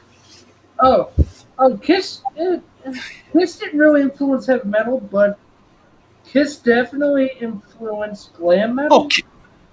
Kiss definitely. I mean, don't get me wrong. Kiss has a huge influence on metal. Yeah, just by the face. Even extreme metal, you know. I mean, even though we all love to bash Gene and Paul and bullshit on them, at the end of the day with Kiss, when push comes to shove, despite them being rich bastards, because they are. Yeah, a bunch of rich and miserable fucks. But at the end of the day, they were geniuses in '74 with the face paint. Yeah. And the whole gimmick of the band. I mean, like me, I still love those classic Kiss albums, you know. Why is Kiss so big? Ace, Gene, Paul, Peter. That's all I'm going to say. Yep. I mean, my favorite Kiss album is probably Harder Than Hell. You know, Lick It Up would probably be my second favorite. Creatures of the Night. So yeah, man, there's definitely a few Kiss albums I still love. I think Reen Shea also said face paint wise was that sort of a big influence for other bands. I'm like, yeah. I would say yes, face paint wise. Kiss definitely. Oh yeah, I think that definitely had something. I think the Kiss makeup had something, or like an influence maybe on Norwegian black metal a little bit. Wasn't there one metal band that's famous that had face paint into the name? Wait, a band famous with makeup besides Kiss? Yes. Like when it comes to black metal? Yeah. Ghost. I mean, Ghost. Yeah, I wouldn't consider Ghost black metal. No. Ghost is like I've seen Ghost. Well, they put on a good show. I would say probably Immortal. Immortal would probably be the biggest black metal band when it comes to the Norwegian face paint type of stuff. Stryborg. Streborg. That's some fucking dark shit right there, Streborg. Immortal. That's what the band I was thinking of speaking. Immortal. Yes, they did wear face paint for a while. I mean, yeah, Immortal. Definitely Immortal. Oh, so Speaking of which, I got a message a couple days ago about Immortal. Apparently, I don't know how true it is, but apparently a bat has the rights to the Immortal name now. I don't know how true it is. I've been working all week, so I haven't really had time to read into it. That apparently Demonaz does not have the rights to that name no more. I don't know what's going on there. I got to read more into it. I kind of briefly read it. I was half tired when I was briefly reading it. So Metallica. I'm not going to really I'm not going to really say too much about that. If you guys love Metallica, they just put out a poll. Fans chose what are the out of the last albums, what are the top 3 albums with the worst album marks? This is going to be shocker. This is coming from Metallica fans. At number 3, they put Hardwired as worst album art cover. Yeah, it's not the greatest cover. Number 2, Death Magnetic. Number 1, Saint Anger. Okay, I'm top of. Okay, you're just hating on Saint Anger because of the songs. That album art cover's pretty good. And the artwork's okay. I mean, the artwork for Saint Anger's not bad, but the album sucks balls. I'll put the Load albums as my 1 and 2. I still can't get into Load and Reload. I mean, like I said, there's select tracks on them albums I like, and I'll just put it at that. Reload, you got 2 times 4. Until It Sleeps. See, I freaking hate Until It Sleeps. I swear, man, everybody that does a ranking for the Metallica albums, when they talk about Load, everybody says that they love that track, which, okay, that's fine. That's their opinions. If they love it, that's fine. Me, I do not like Until It Sleeps. We should definitely get Ralph on time. That'd be a fun idea. To me, if I were to pick if I were to pick my favorite track off of Load, it would probably be Bleeding Me. Yes. And I'm going to say for Reload, I'm going to say Fuel. That's the only real strong. I do like the Outlaw Tour. The Outlaw Tour's kind of cool. Yes. Yeah, that's pretty much all I'm going to say about Load. Now, Reload. That's another. It's kind of weird. I mean, yeah, Fuel. It's kind of weird. A couple months ago when we were going to do our review, or a few months ago, we did a stream, me, Ryan, and we had our friend Chuck Hawkins come in for a review on all the Metallica albums. I tried to listen to Reload again. I did not make it for the album. I'm like, this album's boring. How many tracks did you get in before you decided to call it? Oh, jeez. I think after Prince Charming, I just ejected the CD. I'm like, this is too much. I'm sorry, Metallica naming a song Prince Charming and you're a thrash band raises questions. To me, the best track off of Reload, if I were to pick one, would be Devil's Dance. That's good. I'm going to put Fuel above it. Give me Fuel, give me Fire. Yeah. That's a good... I can't get into them albums, even after all these years. Well, Garage Inc.'s a covers album. That's a pretty good album. Now, if you take me back to when I was 17 years old, when Load first came out, I was pissed. I told this story many times. I was freaking angry. They cut their hair. They're playing this fucking alternative blues rock now. It's like, what the fuck is this? I mean, this is not Metallica. you can kind of blame the band for living off the success of the previous album. Oh, the Black. Oh, I mean, obviously. Yeah, that's the big catalyst there, if you think about But it. I think a lot of us at the time, like before that came out, like I can remember it too. Like me and my buddies were kind of excited. It's like, oh wow, the first Metallica album in 5 years. But then we hear these rumors of they cut their hair, they're not playing speed metal or thrash metal no more. Well, it turned out to be true.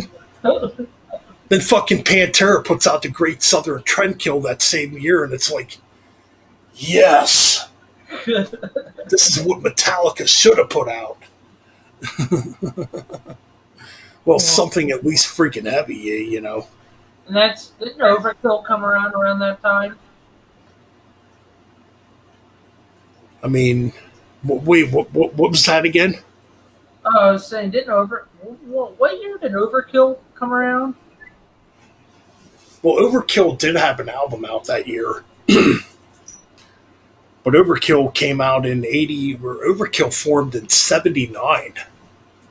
Ooh, right.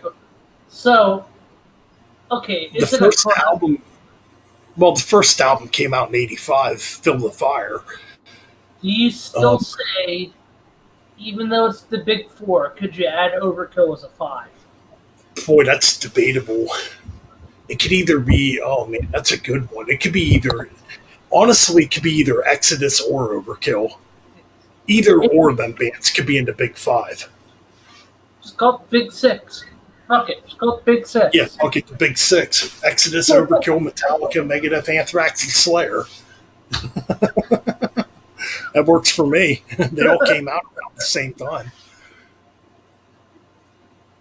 I mean, each But yeah. band sounds different.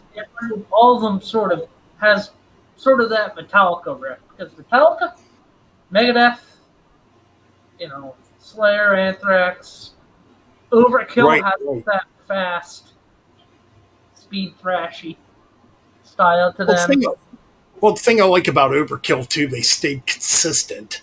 Mm-hmm. And they did stay true to thrash for the most part. Now there were albums where they kind of experimented with some groove, but you still got like heaviness out of it. You know, it wasn't like Metallica where they took a whole 360, or Megadeth on Risk where they did this whole big 360 and went totally mainstream. And I mean, Pantera had a stinker. Did they have a stinker album? Not really. No.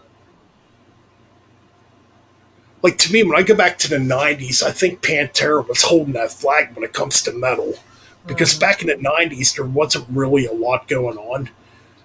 I mean, in the underground, there was with death metal and black metal, but like as far as like standard heavy metal or thrash metal, yeah, I would say Pantera, even though Pantera is really not a thrash metal band. They're more of a group metal band, but you get where I'm coming from. As far as like keeping heaviness going in the mainstream, I would definitely have to pick Pantera. Now, has Anthrax had any stinker albums? I mean, who, Anthrax? Yeah. Ugh, if we're talking all big four, out of all big four, stinker albums. Well, Metallica, that's obvious. Metallica, we don't have to talk about. That's obvious. Yeah, the 90s with Anthrax was really weird. After Sound of White Noise, like Storm 442 came out, that album didn't do nothing. The album really didn't do anything. They were on Elektra Records too for that album, and Elektra didn't push them, and so the album became pretty much forgotten about. I think it's an okay album. It's not my favorite Anthrax album by any means, but it's not a bad album. I think Volume 8 is probably the worst Anthrax album, even though there's still some stuff on it I like. And if we're going Slayer, they've made a couple bad albums. But the rest of discography is pretty consistent. Yeah. Diablos and Musica, that's not the greatest album. It's pretty mediocre.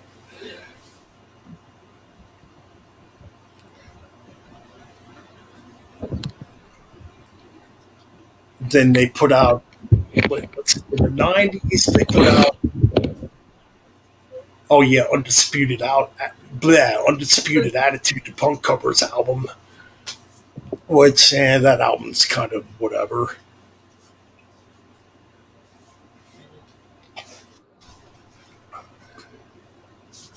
I mean, the thing about Slayer is they did stay heavy at least. They did experiment. Yeah, they did, especially on Diablos, like I said, which is definitely, yeah, it's not my favorite. Exodus. They made some good albums. Great albums. Oh, yeah. I mean, Exodus really didn't put out much in the 90s. They took a long hiatus after Force of Habit. Well, they came back for a little bit in 97 and put out another Lesson in Violence, which was a live album with Paul Bailoff, the original singer. But it wasn't until 2004 when they put out Temple of the Damned, which was their comeback album, which that album originally was supposed to have Paul Bailoff on vocals. But, yeah. It is what it is. I mean, yeah, Exodus, I mean, their albums just got more brutal. The thing I can say about Overkill, they do not have stinker or bad album. Each album is... Yeah, as far as Overkill goes, I mean, there's not an Overkill album I don't like. I like them all. Okay, You go ahead.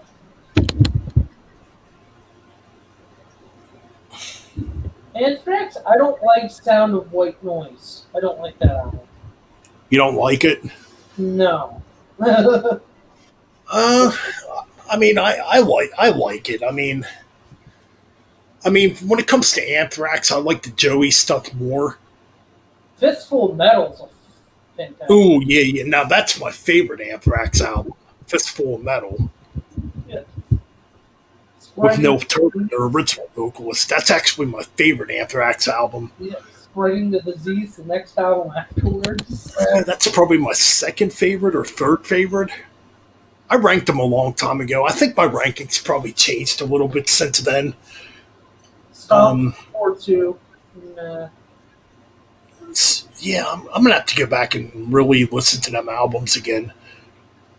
Like I did, I think I ranked Stomp 442 pretty low. I mean, yeah, it's definitely not a great album. It's not bad.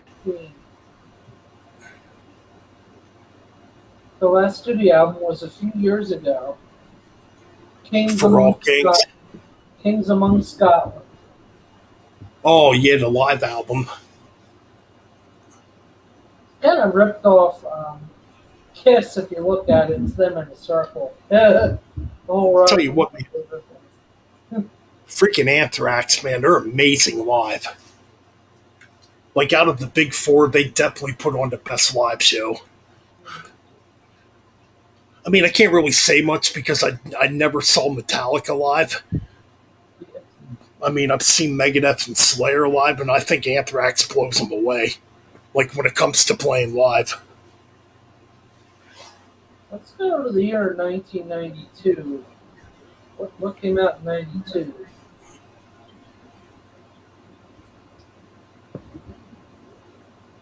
And in terms of metal, we're talking like 92. 1992. Oh, let's see. You had Megadeth Countdown to Extinction. That's a great album. Oh yeah, that's still a great album. Yeah, Panther. Dirt by Hours and Chains. Oh, that's a good album too. Blues for the Red Sun by Kush, Kyuss. Images of Words by Dream Theater. Yep, that's a big album. Vulgar Display of Power by Pantera. Yes, great album. Fear of the Dark by Iron Maiden. Yep. Angel Dust by Faith No More. That's a good one. You don't like it? No, I love Faith No More. Another band that does never get mentioned these days. Faith No More. It's a Yeah, that's a good freaking album. that's a good band. Angel. 92. A Blaze in the Northern Sky by Dark Throne. Oh, yes. Their first of the big three when it comes to their black metal trilogy. The Corellian Isthmus by Amorphous. That's a good album. I had that on CD. The first Danzig, Amorphous. Danzig 3, How the Gods Kill by the band Danzig. Yep, that's a great album. Le Sexorto, Devil Music Volume 1 by White Zombie. He's he's reading out albums that came out in 1992.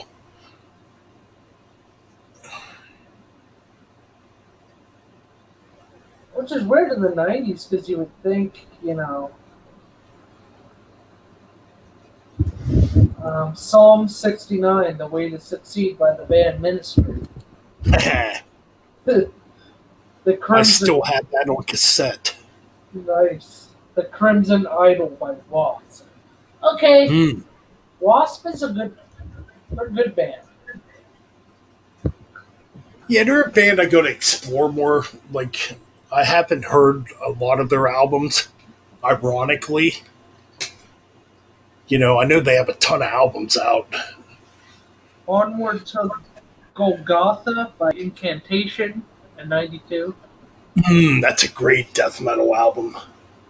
The Fifth Crusade by Bolt Thrower. Oh, yeah, I love Bolt Thrower. Really good album, too. Eunuch Frustration by the band Trouble. And don't really remember that album much. Shades of I think God that's, by Shades of God by Paradise Lost. that's a good album. I have it on cassette, actually. Beyond the Crimson Horizon by Solid Eternus. Another great doom band. The Triumphs of Steel by Manowar. Another great band. Manowar. I used to have that on cassette tape. The Ritual by Testament in 1992. Still have that. End of Silence by the Rollins Band. Clouds by Time Mat. Epidemic That's of a great Violence. album, Tiamat. I just freaking ordered that CD again. Nice. Epidemic of Violence by Demolition Hammer.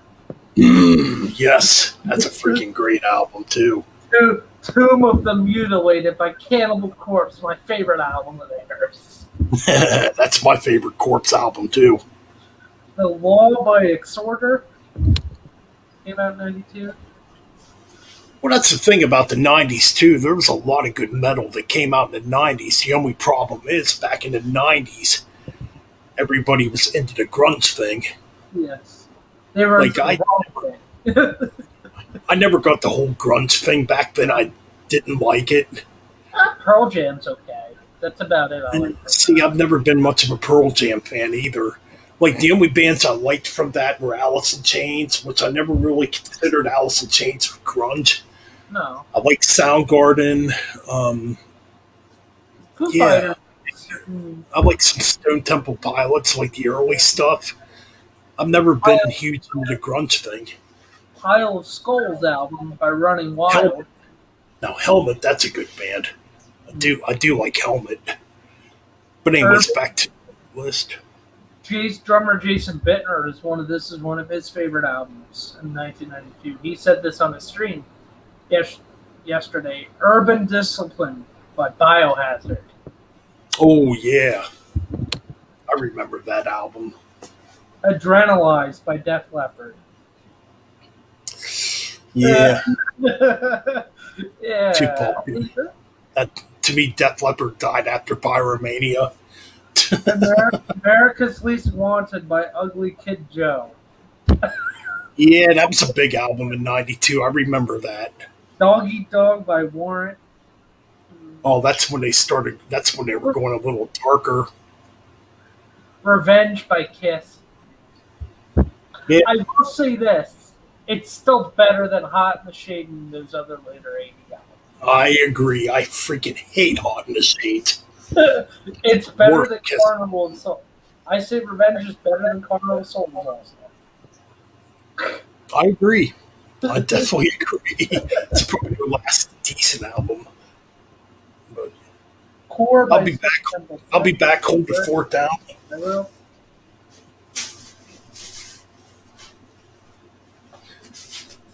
Yeah, that's right. Speaking, the '90s weren't that bad. It's just they didn't get mainstream. You're right.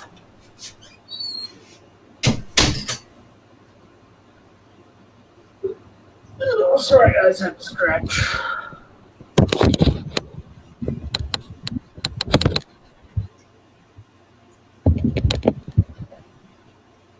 Anybody here like Frank Zappa?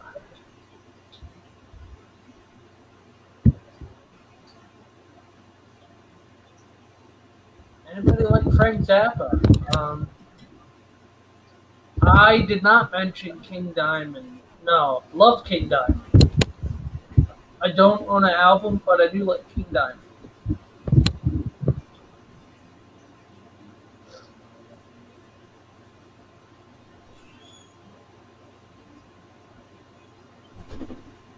So, yeah. What were your guys' first metal bands or albums that got you into metal?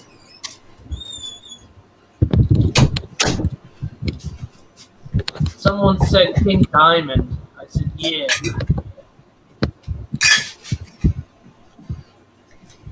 Oh man, Yeah. we're forgetting a big one for '92. Yeah. Black Sabbath, Dehumanizer. Yeah, haven't gotten to it yet. We're at Gwar. America Must Be Destroyed by Gwar, 1992. Okay, Gwar is an interesting. Oh man, I remember that album. That freaking album's hilarious.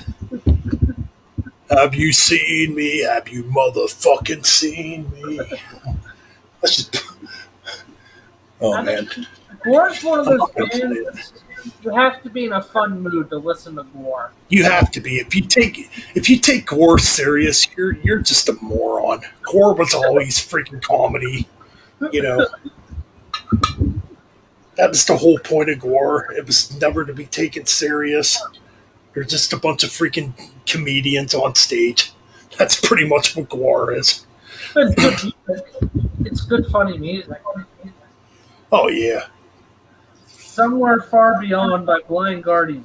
Never heard of that band. Great album. Great album. The Red in the Sky is Ours by At the Gates. Retribution by Malevolent Creation. Classic death metal there. Fire and Ice by Yingay Melstream. Of course. Yeah. Speaking of which, he just put out a new album, which I don't think I'm gonna buy because every album he does sounds exactly the same. Dehumanizer by Black Sabbath. Yeah, there it is. Album. That should have been like higher up in the list, dude. I know you're reading the list. So. Cross the Sticks by Sinister. Oh, that's a classic when it comes to death metal. Oh, what happened in '93? We're in the '90s. All right. We're taking a '90s trip, guys. Oh, gee, you're not gonna read all that, are you? No, I'm just reading some artwork by Carcass is another good band. Oh, the new Yngwie Malmsteen album. Yes. I think it's like his 20th album. I don't know. He did put out a new album. I only seen one review of it up here on YouTube. Yeah. You pretty much know what you're going to get when it comes to Yngwie Malmsteen. The same guitar solo that he's written since 1984. Anybody think someone said Weird Al?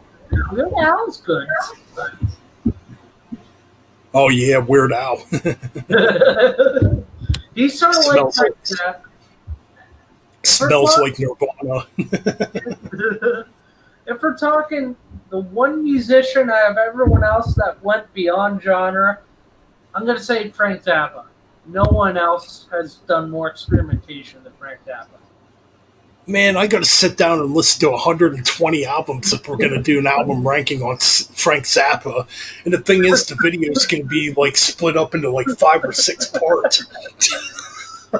Here's part 1 of our ranking of Frank Zappa. Yeah. I've never listened to a whole Frank Zappa album before. Can I give you a starting point? Because I'm still listening. I'm only like 3 agree. albums. I agree. The first 4 Blind Guardian albums are freaking awesome. You got to start off with Joe's Garage, Acts 1 through 3. It's 1 album.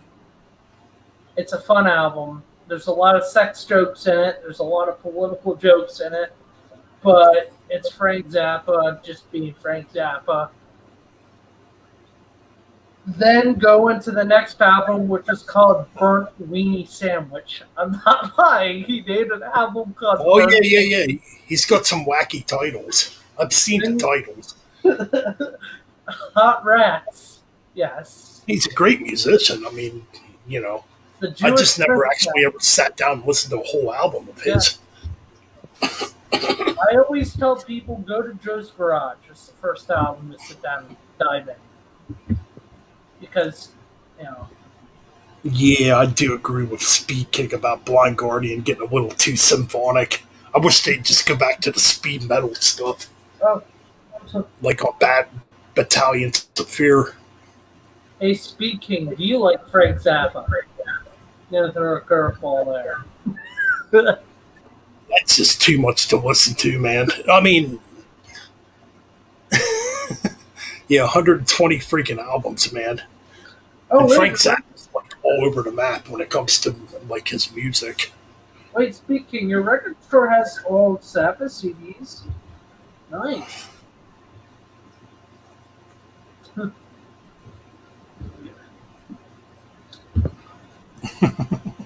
There's some songs you can play that they're safe. Oh yes, Rebellion's a great band. Yes, Rebellion is good. It's got one of the old guitar players of Gravedigger in it. I also tell people Frank Zappa's like an acquired taste. You either. Oh yeah, it definitely is. It's definitely not for everyone. I mean, if you like guitars, drums, keyboards, bongos, horns, bells, whistles. Right. Yeah, he just goes like everywhere when it comes to music.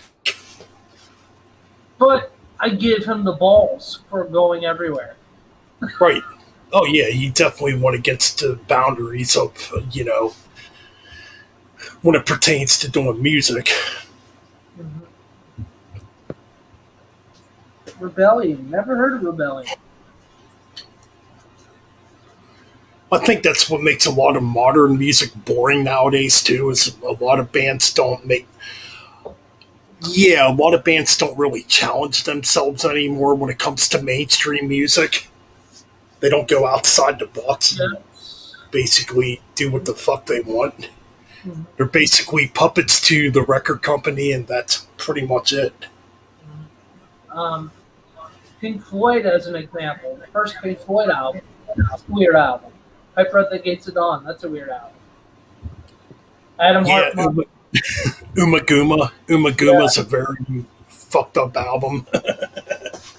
But then you have Saucer Full of Secrets and the album after Metal before Dark Side. I forget the name of that album. Obscured by Clouds? Yes. That's a good album. It's experimental. It's pretty underrated. Mm-hmm. I actually kind of like More. It's got a couple really good songs on it. Like the Nile song was probably one of the first fucking metal songs. If you want to call it metal. Actually, that might be the first grunge song. Mm-hmm. The Nile song. Well, a lot of prog bands always say Rush was the first prog band. I always say it's Pink Floyd. I say it was Pink Floyd that the first progressive band to actually experiment. Yeah. The 1960s, you had the Doors, which are America. So, yeah, a lot of people shit on the Doors. I don't. I like the Doors. Jim Morrison's a, good front man. A little And he crazy. got cool music. Oh, of course. I mean, Yeah. Jim Morrison. That's what we need too. We need another Jim Morrison. We need We someone just that need does something, man. We need someone like that who's Yeah. not afraid to either take drugs or just doesn't give two fucks. Yeah, music's just way too. Yeah, everything's way too safe nowadays. It's like we got to cater to something, and when it comes to music, you shouldn't have to cater to nothing. It's also music. I think today's parents don't want their kids listening to the metal music and rock music we listen to because that's sort of our parents. Well, my parents sort of got me into listening to that stuff. But I think like parents these days are kind of like judgmental on their kids, thinking they're letting them listen to this garbage when we have this stuff. I'll tell you right now, if I had kids, they would not be listening to this freaking music that's out nowadays. I'm just saying, dude, there's no way I would have a kid of mine listening to mumble rap or all this garbage. Yeah. Yeah, there's not a lot of experiment. And if you look at metal, is there much really experimentation anymore? Are bands willing to go weird, to get weird? See, oh man. I mean, there's still a lot of great metal albums coming out. I think my problem with a lot of music that's coming out today is the production. A lot of the production is way too clean. It's almost way too perfect sounding. And it's to the point where a lot of it's way too mechanical sounding. It doesn't sound organic no more like it did back in the day. I think that's really my biggest gripe with today's production. When it pertains to metal music. Jimi Hendrix said before he died, he said the moment albums become perfect, the moment the music dies. He's got a point. He's got a really good point, and he's right about that. You can have a shitty production and a great album. It's like with my music, I'm not fucking producing it good. Yeah. I'll produce it good enough where you can hear what's going on, but as far as like a mechanical production, you're not going to get that. I think it also has to do with this modern technology too, with computers and stuff. I think. There's pros and cons to it because it's way easier nowadays to record and make an album compared to back then because everything back then was analog. Yeah. And, when you went analog, it took a lot. It was more time consuming, when it comes to recording music.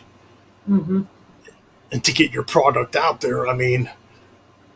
But then again, too, back then, like I said before, bands were putting out 2 albums a year, 3 albums a year, Yeah. And then they were back out. They were back out on the road touring. Yeah. And I think a lot of the young bands that want to tour, that are making really good music, the record labels are just giving them the middle finger, saying, fuck you, we're not going to take you on tour, we're not going to give you a chance to, experience, I definitely agree. I think that's definitely agree. Yeah. Because how are you going to grow a fan base if you can't go out and perform? That's true, too. Luckily, touring's starting to come back again. Yeah. No, I definitely agree with this, though. Yeah, modern metal is way too compressed. The production's way too compressed. And, another thing is, too, with modern metal, or just modern music in general, it's very hard to tell the productions apart, because it all sounds very similar. It doesn't have an identity like it did back in the day.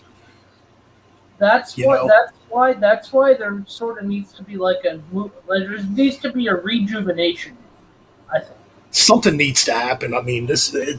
this is going too far now with all this modern bullshit.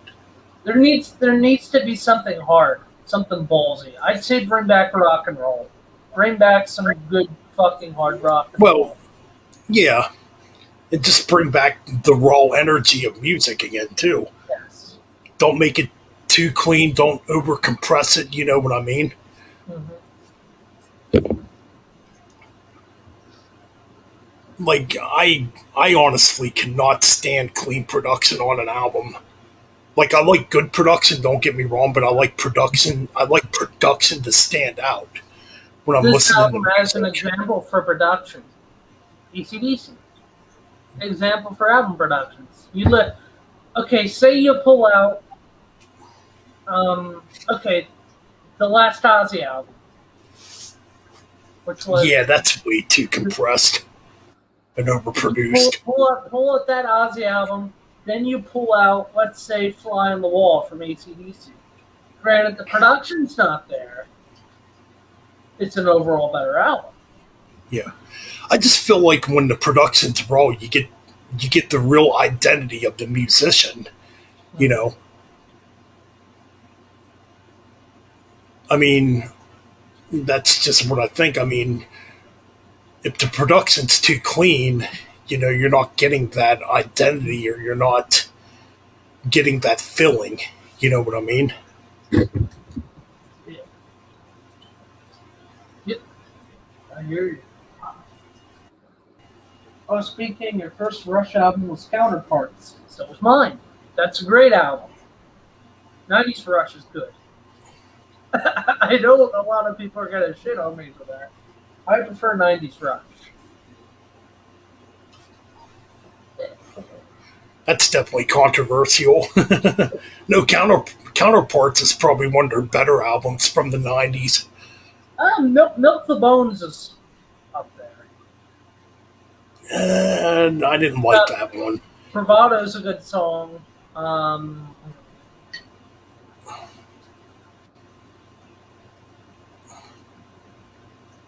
Yeah. Like me, when it comes to Rush, I mean, it's definitely the '70s Rush. Yeah. Bastille Day is a great song. I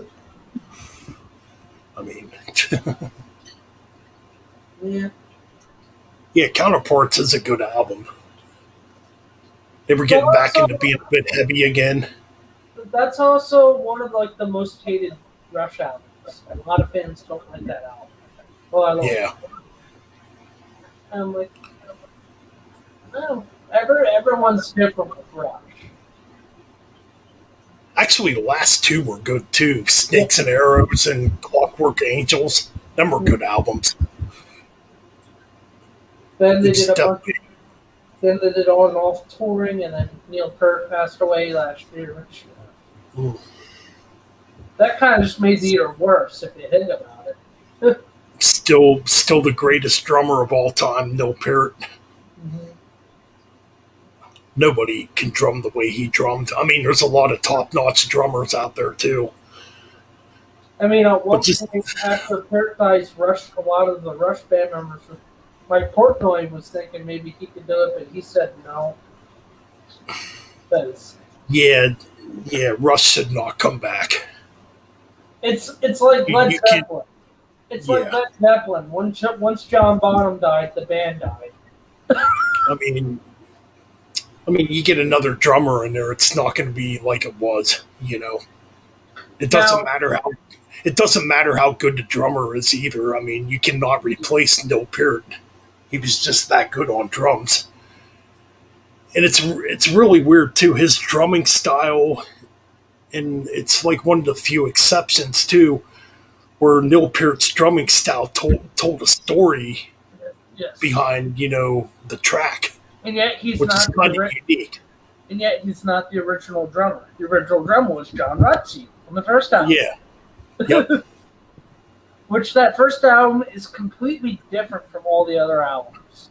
Oh yeah. It's much more. It's much more. It's much more of what you would hear in the '70s, pretty Yeah. much. A lot of people compare it to Led Zeppelin. Yeah, I can kind of see it, but Yeah. yeah, I mean, there's good stuff on that first Rush album, like Working Man. Working Man's a classic, dude.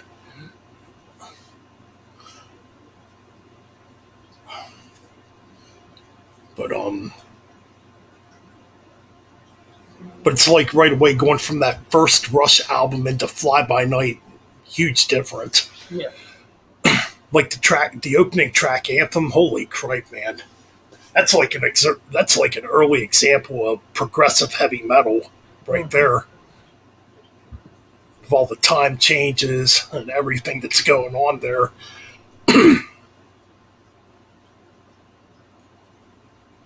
But so we're over 2 hours here on Sunday Metal Sunday EP.2 here. Well, we talked about Pink Floyd. I mean, now when I talk about Pink Floyd, I only have one album at the moment. Everyone shits on this album. Well, everyone says this album's overplayed The Wall. Oh, okay. Yeah, I can see why. I mean, it's 2 discs.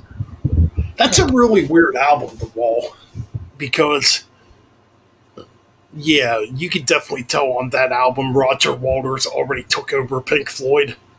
Does it seem like this album has a lot of filler for Pink Floyd standards? It probably does. I mean, it's an album I don't listen to. I mean, if we're talking like later Pink Floyd, the Final Cut, that's a stripped down Waters album. I mean, yeah, there's still gems on The Wall, don't get me wrong. It was a weird album, though. When they were making The Wall, that they put that album out, or I'm trying to think how to word this better. Okay, when they were going in to record The Wall, they were in total turmoil. Roger Waters already took over the band pretty much.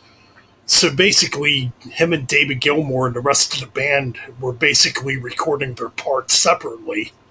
Yes. Which it's really weird how that works. There was rumors at that time that Nick Mason wanted out of the band at that time, the drummer, and the keyboard player. So yeah, because I think Richard Wright was fired, but rehired like a few days. Yeah, later. well, yeah. Once Pink Floyd, had that resurgence without Roger Waters. Excuse me. I still say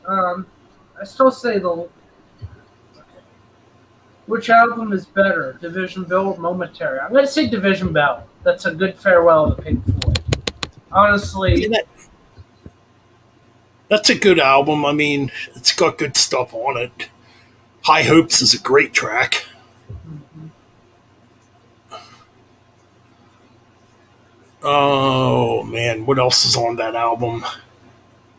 See, it's been a very long time since I listened to those albums. Like when I listen to Pink Floyd, like if I'm listening to Pink Floyd, the album I mainly listen to is Animals. It's either Animals or Metal. See, with the Division Bell, despite it takes you on a trip. It takes you on a trip, a journey. Oh, Rory Gallagher is an amazing guitar player, yes. Speed King's asking, yes, a very good guitar player indeed. Definitely very influential early on. Coming Back to Life, High Hopes. Learn the Inside Out. Marooned. That's a great instrumental for Pink Floyd. Marooned. Oh, God. Yep. Yeah, I don't really listen to much Pink Floyd nowadays. That definitely give the Division Bell a whole listen. Yeah, I'll have to revisit it again. It's been a while since I've listened to it. Like I said, if I'm in a Pink Floyd mood, I usually listen to Animals or Metal. Mm-hmm. especially Echoes. Echoes is a fucking brilliant song. All 23 minutes of it. You know what's my favorite? My favorite Pink Floyd riff. I love the riff in "Have a Cigar." It's a good one. Now, a creepy Pink Floyd song. Careful with that axe, Eugene. That's Good thing you mentioned that. especially Because the live. I know. The live. Good thing you. No, it's a good thing you actually mentioned that. That's actually one of my favorites too.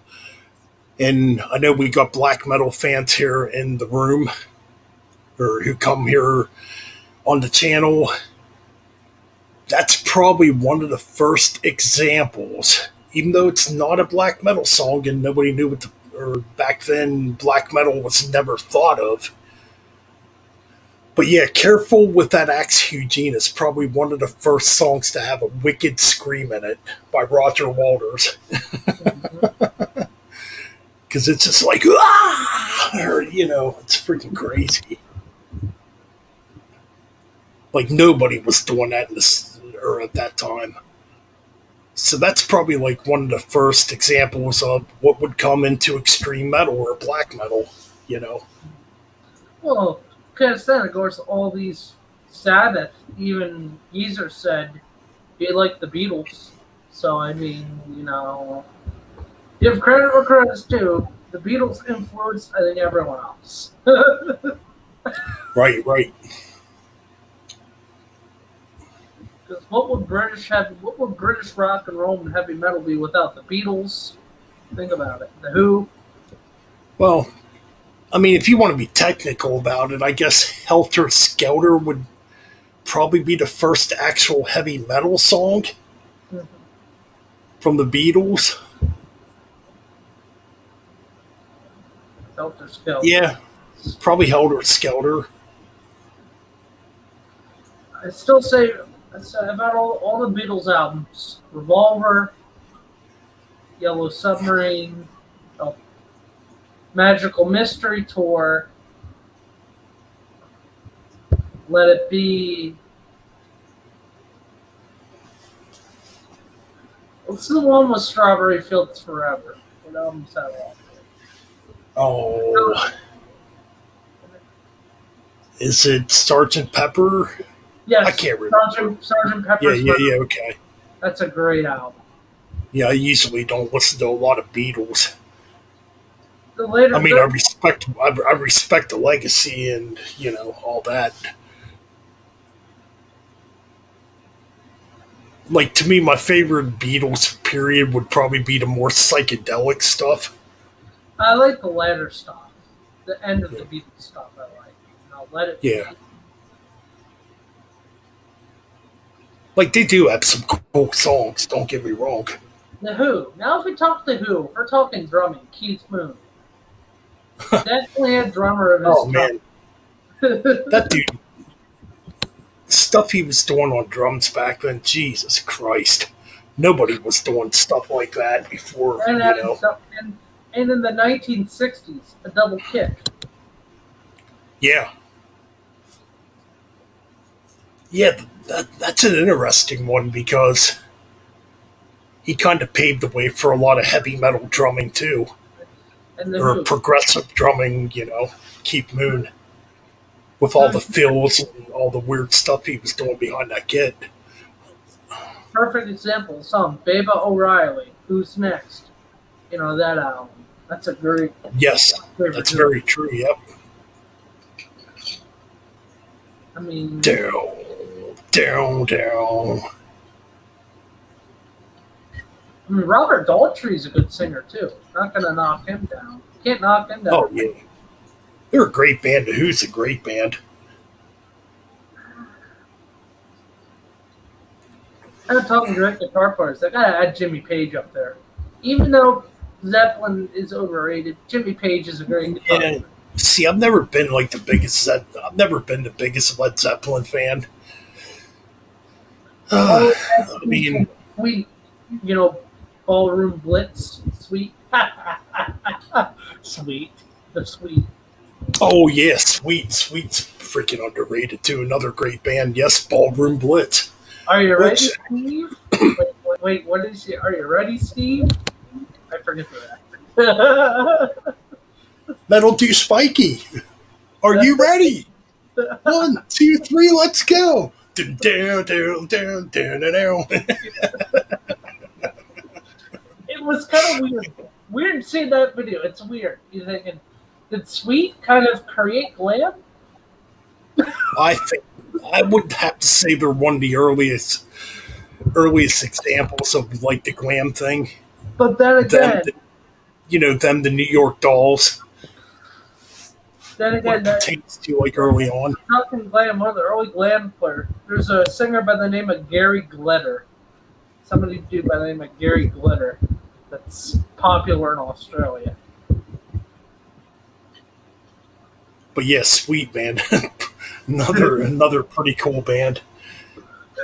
I know that song's been covered by a couple bands. Crocus covered Ballroom Blitz, and I think Nuclear Assault covered it too. A thrash band. I'm pretty sure they covered it. Yeah.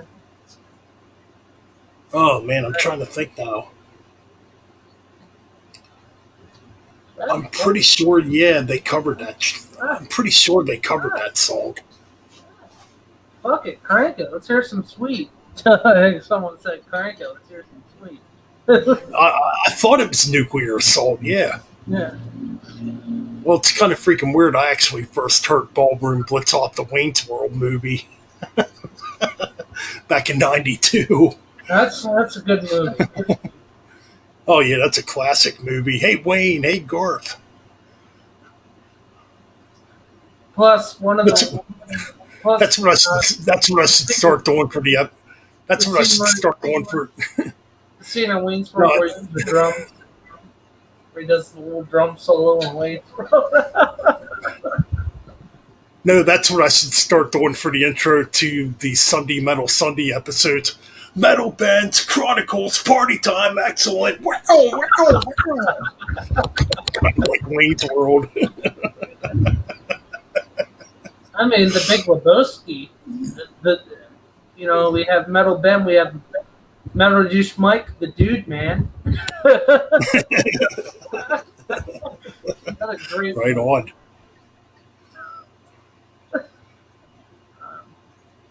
Oh, yeah, I think. I have the Val Kilmer Doors movie.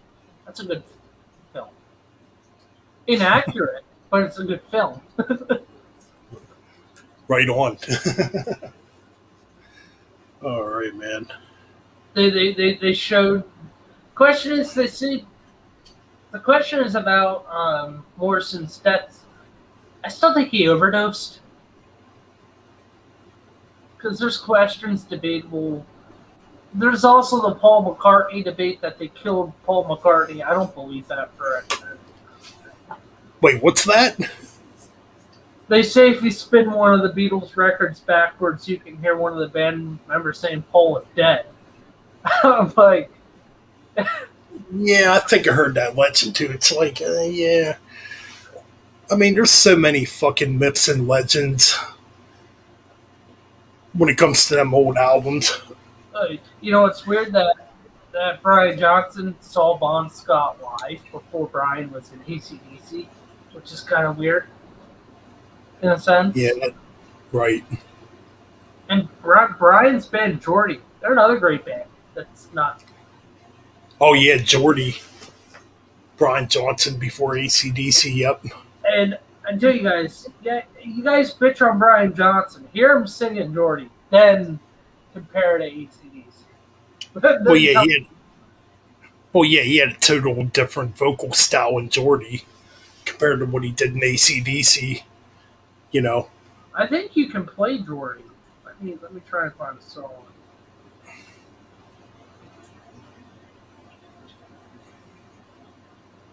Ah, here it is.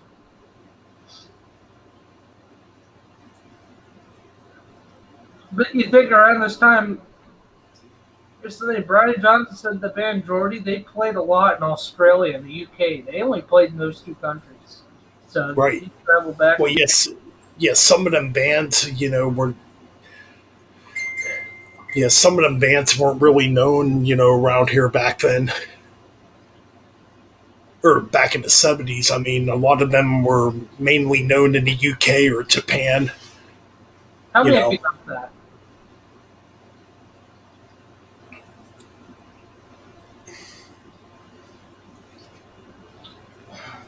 check something there, man. I don't know why my YouTube's being. Okay.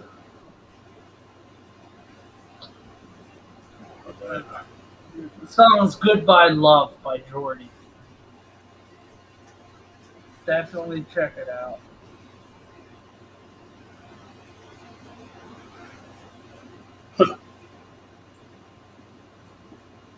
Now I'm getting your messages. Oh yeah, I know this song, "Goodbye Love" Yeah. by Jordy. It came out in '75. Yeah, I've checked that one out before. Yeah, and then check out that store, Lancaster. Let's see. How far? Let's see. I started the stream at 10 o'clock. Oh hell, we're 12:30. still alive. Yeah, fuck it. um, I gotta Turn on the Bluetooth. I shouldn't get a copyright for this. It might come out better on here. I don't know if it will or not.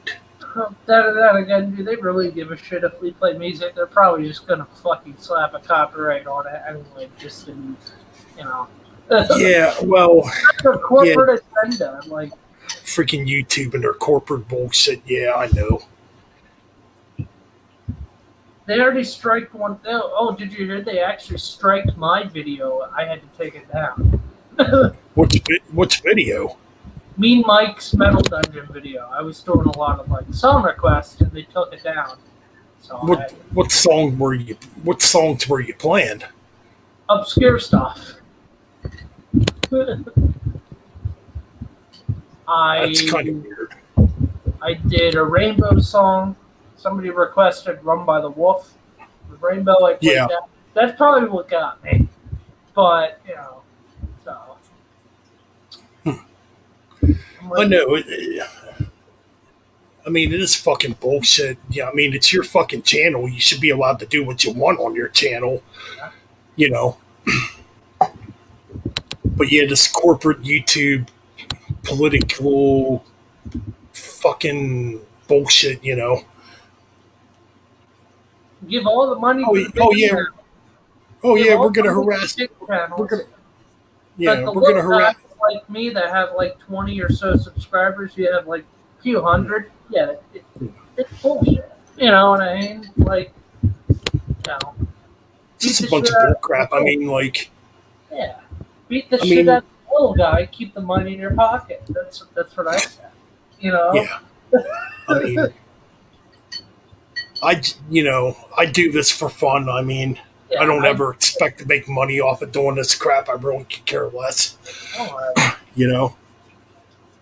But it's like this fucking YouTube censorship. It's just fucking dumb. It's ruining channels.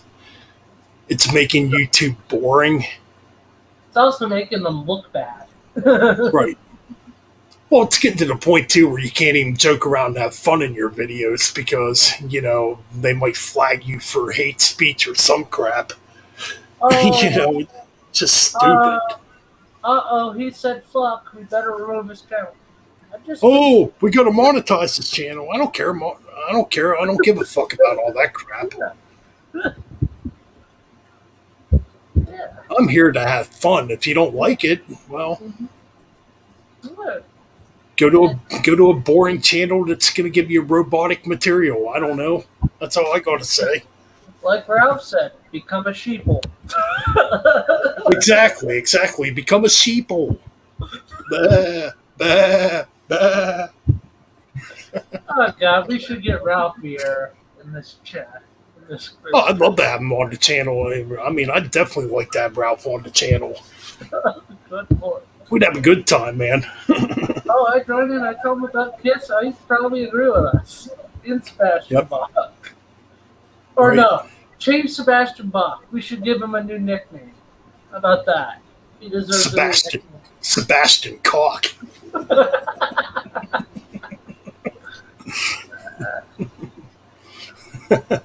uh, Oh man, but yeah, man. That's the whole point. If you don't have fun doing this, you shouldn't be doing it. doesn't that I pertain mean, to metal too? If you're a band, say in your band, you're making music, but there's no fun. I agree. It's like, dude, we got to bring fun back. Mm-hmm. You road, or it's also corporate. It's like, oh, they tell you, oh, don't drink, oh, don't do this, don't do that. Dude, I'm touring my Don't ass do off. this. I'm Right? touring my Don't ass do this. Don't do that. Let me hold your little hand so off. you don't do that again. It's like, come on, man, I want a fucking party. Where's Steinbeck? Right, right. God damn, man. I know, man. I agree. Nowadays everybody's way too fucking serious. You can't fucking joke with a lot of people nowadays. Everybody gets offended by everything. It's like, come on, dude. I mean, even on your days off from touring, probably you still people are probably getting bitched at by the room manager. Like, what are you doing sleeping? I'm like, my day. It's like our day off from tour. I want to do something. Right, exactly. Right, exactly. If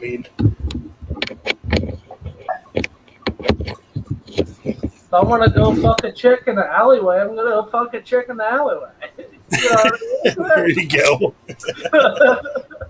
Now that's rock and roll, man. I'm not wrong. Totally rock and roll. Yeah. People are leaving. Because I don't like the truth There's still people. two people here. Oh, one person. And that's the freaking thing, man. None of this stuff is freaking scripted. None of this stuff No. is, it's not rehearsed. It's not scripted.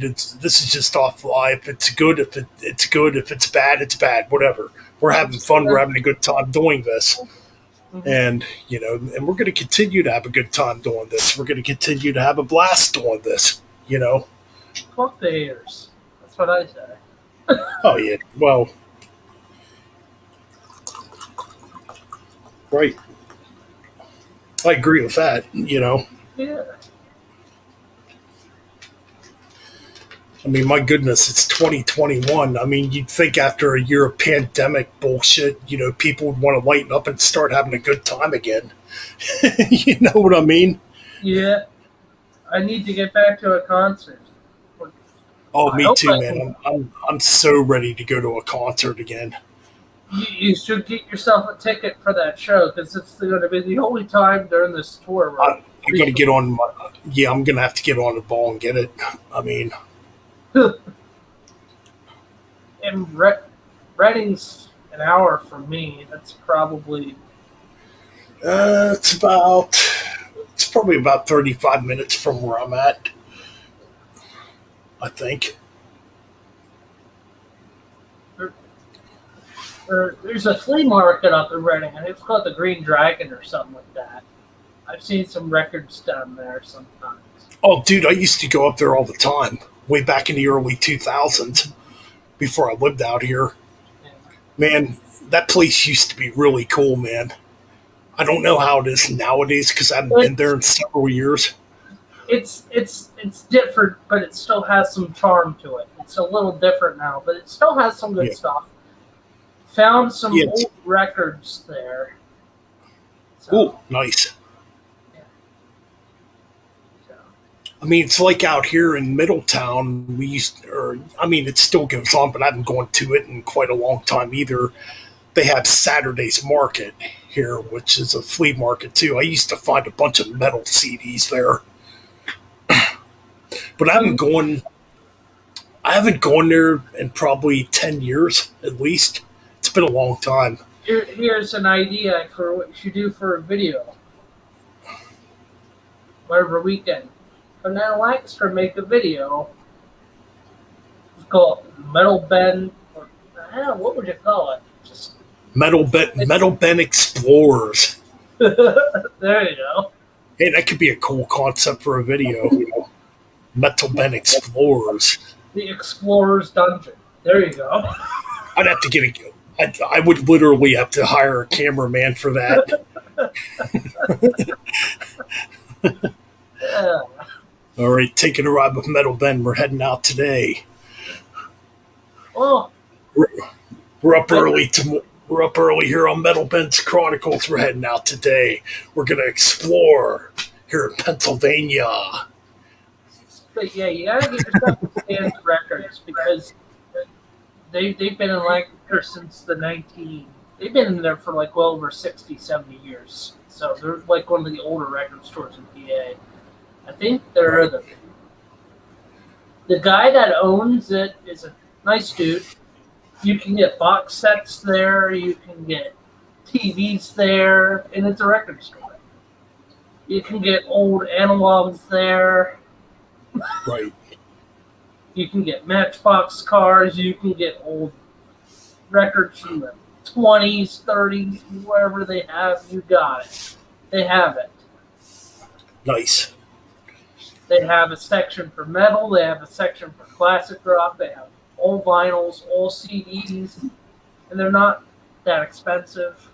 I mean, I got this at Stan's for like $12. So, I mean, I get all my CDs from there. Speaking of that Speed King, I've actually thought about that several times, man.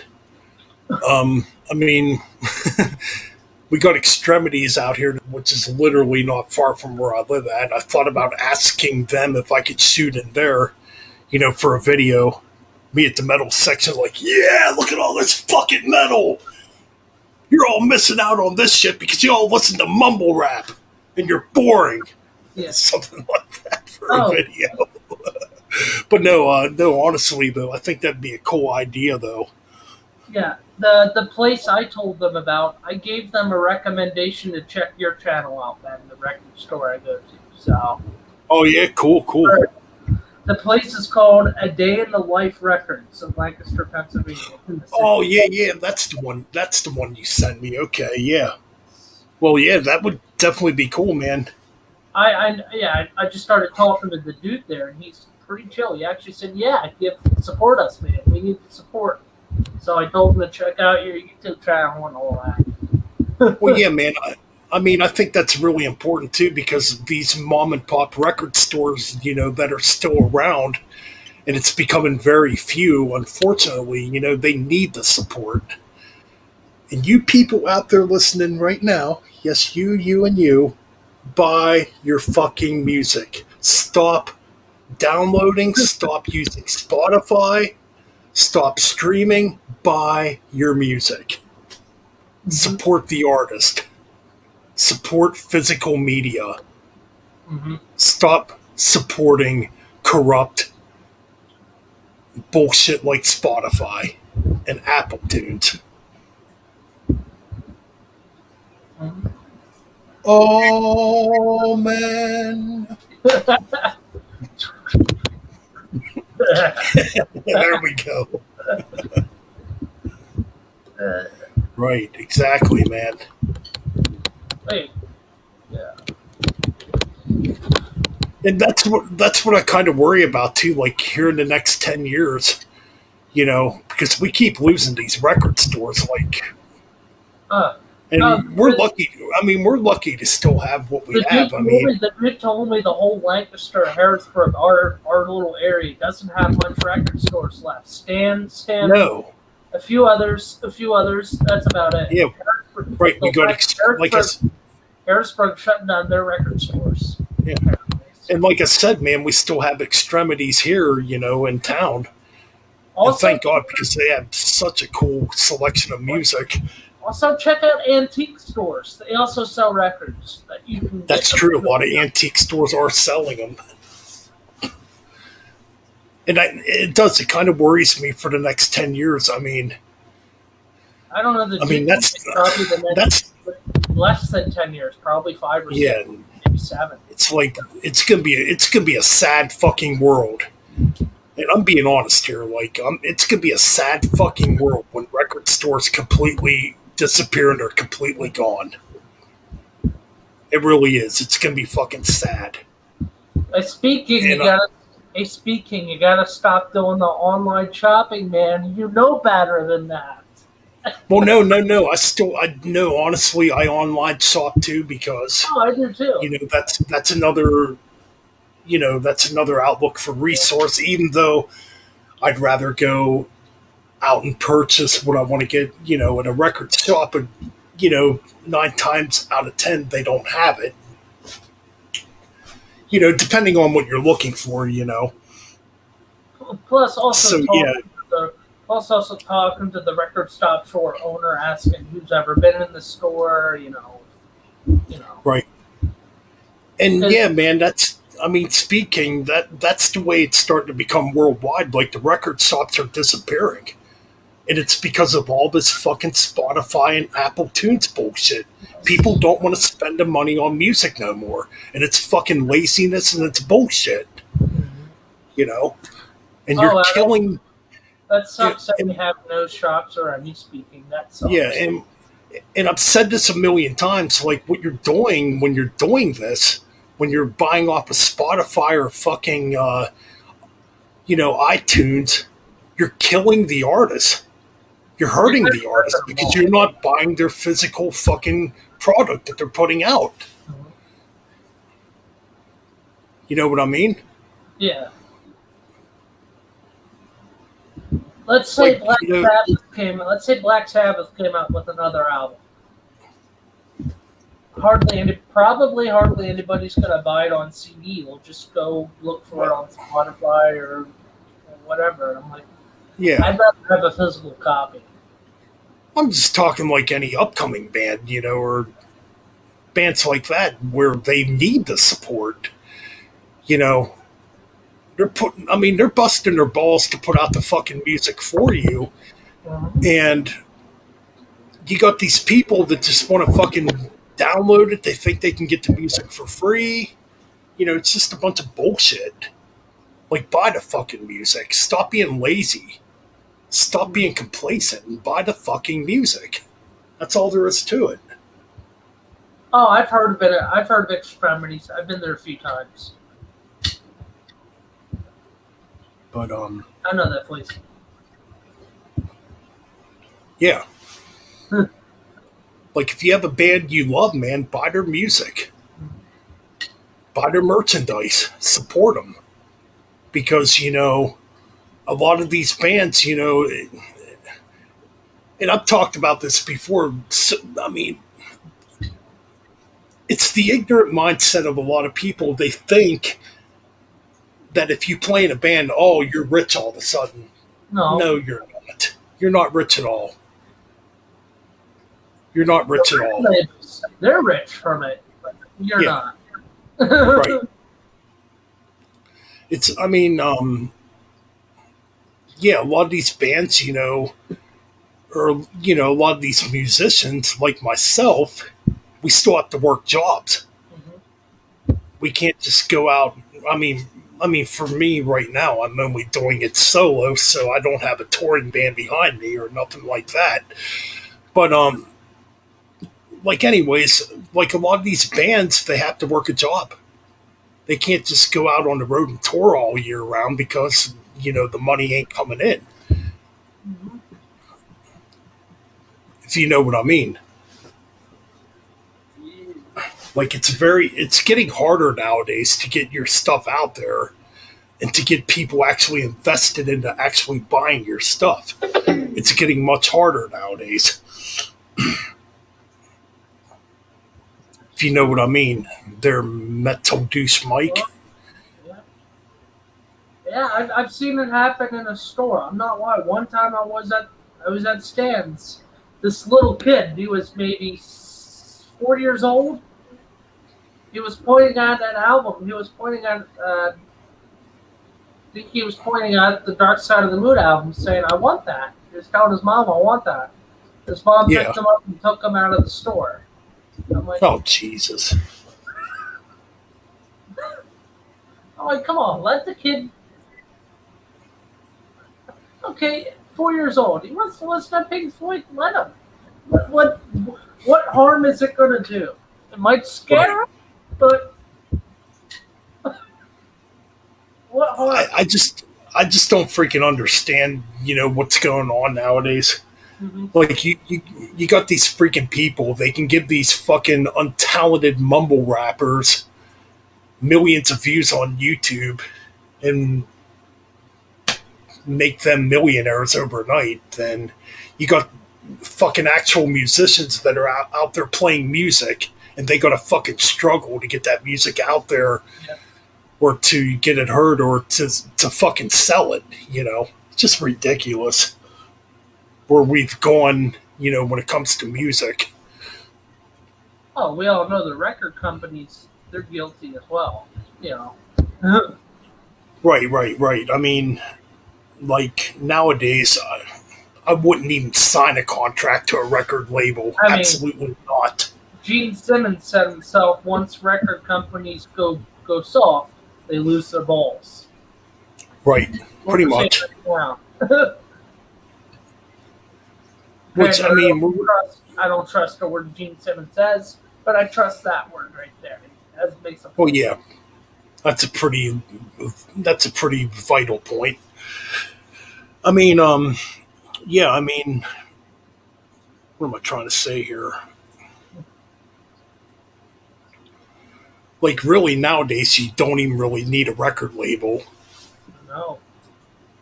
I mean, if you have Bandcamp, you know, that's really all you need. Even then, it's still pretty tough, you know. Well, and you have programs like rock school rock or school rock or something like that, or you have kind of these schools that teach kids how to play music, but then they toss them and then they're on their own like afterwards. Yeah. You know what I mean? Which I But mean, yeah, I understand that. Anyway, I'm getting kind of tired, Ben. I'm gonna get going. So yeah, you know what? We're approaching the 3 hour mark here on episode 2 of or Sunday Metal Sunday here. Yeah, we started out talking about Black Sabbath, Master of Reality, and you know what? For now on, expect bonuses on these episodes. Definitely, because that's the whole point, man. We talk mhm. about music. We love music. We appreciate music. We appreciate the art form. So if we Remember, do guys, these are venture the off words in, of Metal Mike. Support your fucking record stores before they're gone. Support them. amen to that. Give them your fucking money. Amen to that. And yes, Live rock and again, roll. It'll never die. Rock and roll, guys. Alrighty, I'm gonna get going. yep, Peace. that's the end of this episode. All right, all right, see you all next Sunday for episode 3. And we'll see what we have cooking next Sunday.